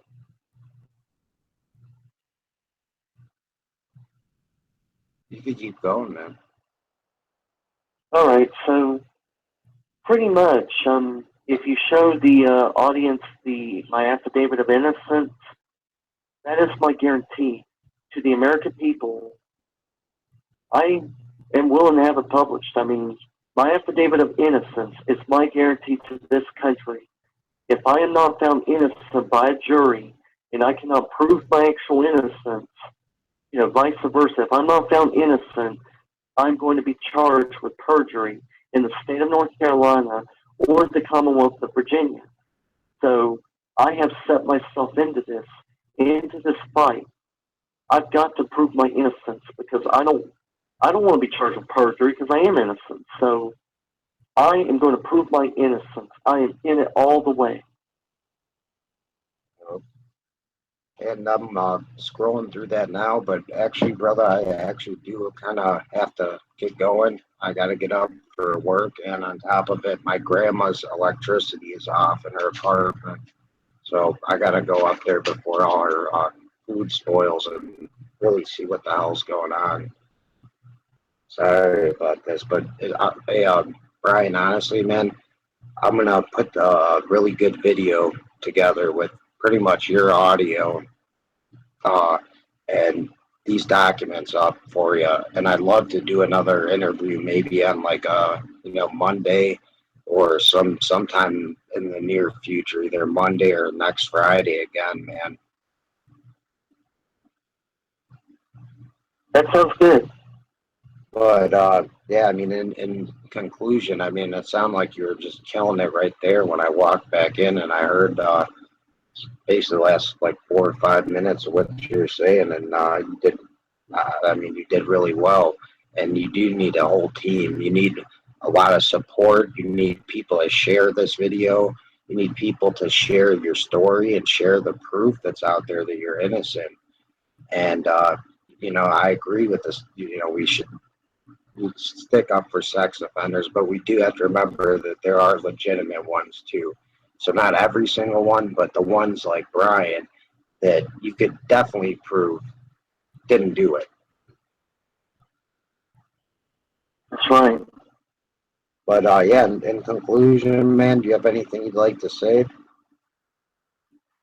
Pretty much, I hope that a lot of people looks at this interview and thinks about the fact that we need to get innocent people off of the sex offender registry so that we can keep it credible.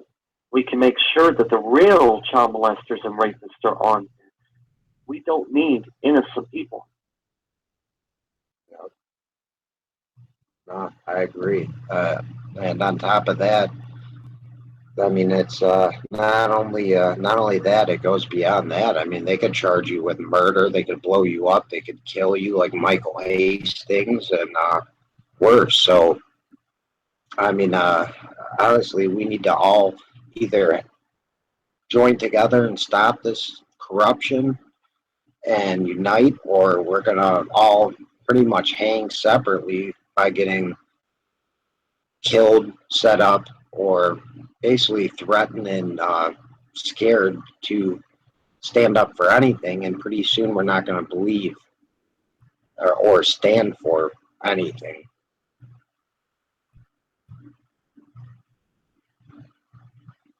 And other than that, man, Brian, pretty much all after this that I could really do for you, buddy, is try to, like I said, contact the people I know at InfoWars, get all this info out, create a video. We'll do a follow-up interview, man. When I'm, obviously, that I had to struggle through like the first hour of this. I'm not gonna lie, I had pretty severe pain, so it wasn't on my A game. But I'd love to have you on in like another, I'd say either like again Monday or next Friday. We again get more info out there and just really try to share this people and try to help Brian. And Brian, I'll also reach out to like the Wayne Matson with Wayne Matson Report, see if he'll take this, and just about every person I'm in contact with that has the potential to reach more people than I sure do. So you have that promise from me, Brian. All right, thank you. And hey, man, it was honestly a pleasure getting to know you, dude. And justice tends to I would say either these people are going to get punished really badly for what they did, or justice will come your way. It might not be this year, this month, 5 years from now, but eventually, with the amount of evidence that we have gathered, that you have gathered, that your family's gathered, that your friends have gathered, that you've seen with your own eyes, that I've read and researched, we will shed light on this. And now it's up to other people out there watching to either join the cause and help by passing this on to someone who's in a position to help Brian, whether it be a lawyer, whether it be somebody that knows a lawyer, or whatever the case may be, somebody that looks and does some research for him, gets some more info. Whatever we can do, we got to try to help Brian out. Because if we don't, they're going to get pretty much, this will set a precedent that they can get away with doing this to everybody and anybody, and we're all going to suffer if we do not help Brian. And I just want to put that out there.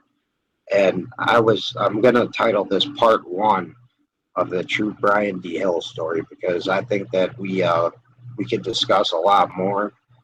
But again, brother, I fought through this for you. Kind of did it on short notice after a long work week, so did my best. But I think I can do better. And as far as like having you on, I'd like to do this in the near future, man, and get more info out to do whatever I can to help you.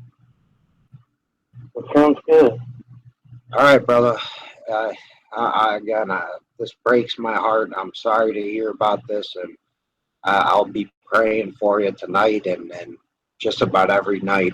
And honest to God, I'm going to try to do everything I can. And if I fail, hopefully we inspire somebody else by just getting this dialogue out there to try, and hopefully they may succeed. But I promise you, one day down the road, down the line, man, you're gonna be proven innocent more so than you already are by being taken off that damn list, man. I just have a feeling that eventually the truth will prevail. That's right. The truth will make us free. The truth will set you free, brother. I couldn't agree anymore, man. And my heart goes out to you and your family. And if you guys ever need anything, your mother could contact me, your buddy could contact me. You guys know how to get a hold of me. And we'll be in contact this week about setting up another interview, man. All right.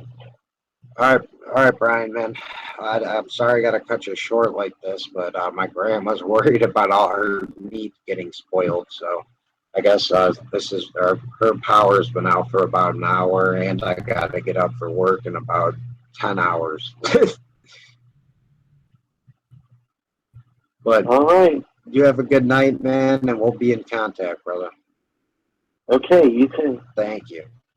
And I'd like to thank everybody for tuning in. Now it's your time to step up and help Brian out by sharing, liking, commenting, and really, researching what are some options for him. So thanks for tuning in to the true Brian D. Hill story, and it's from his own words.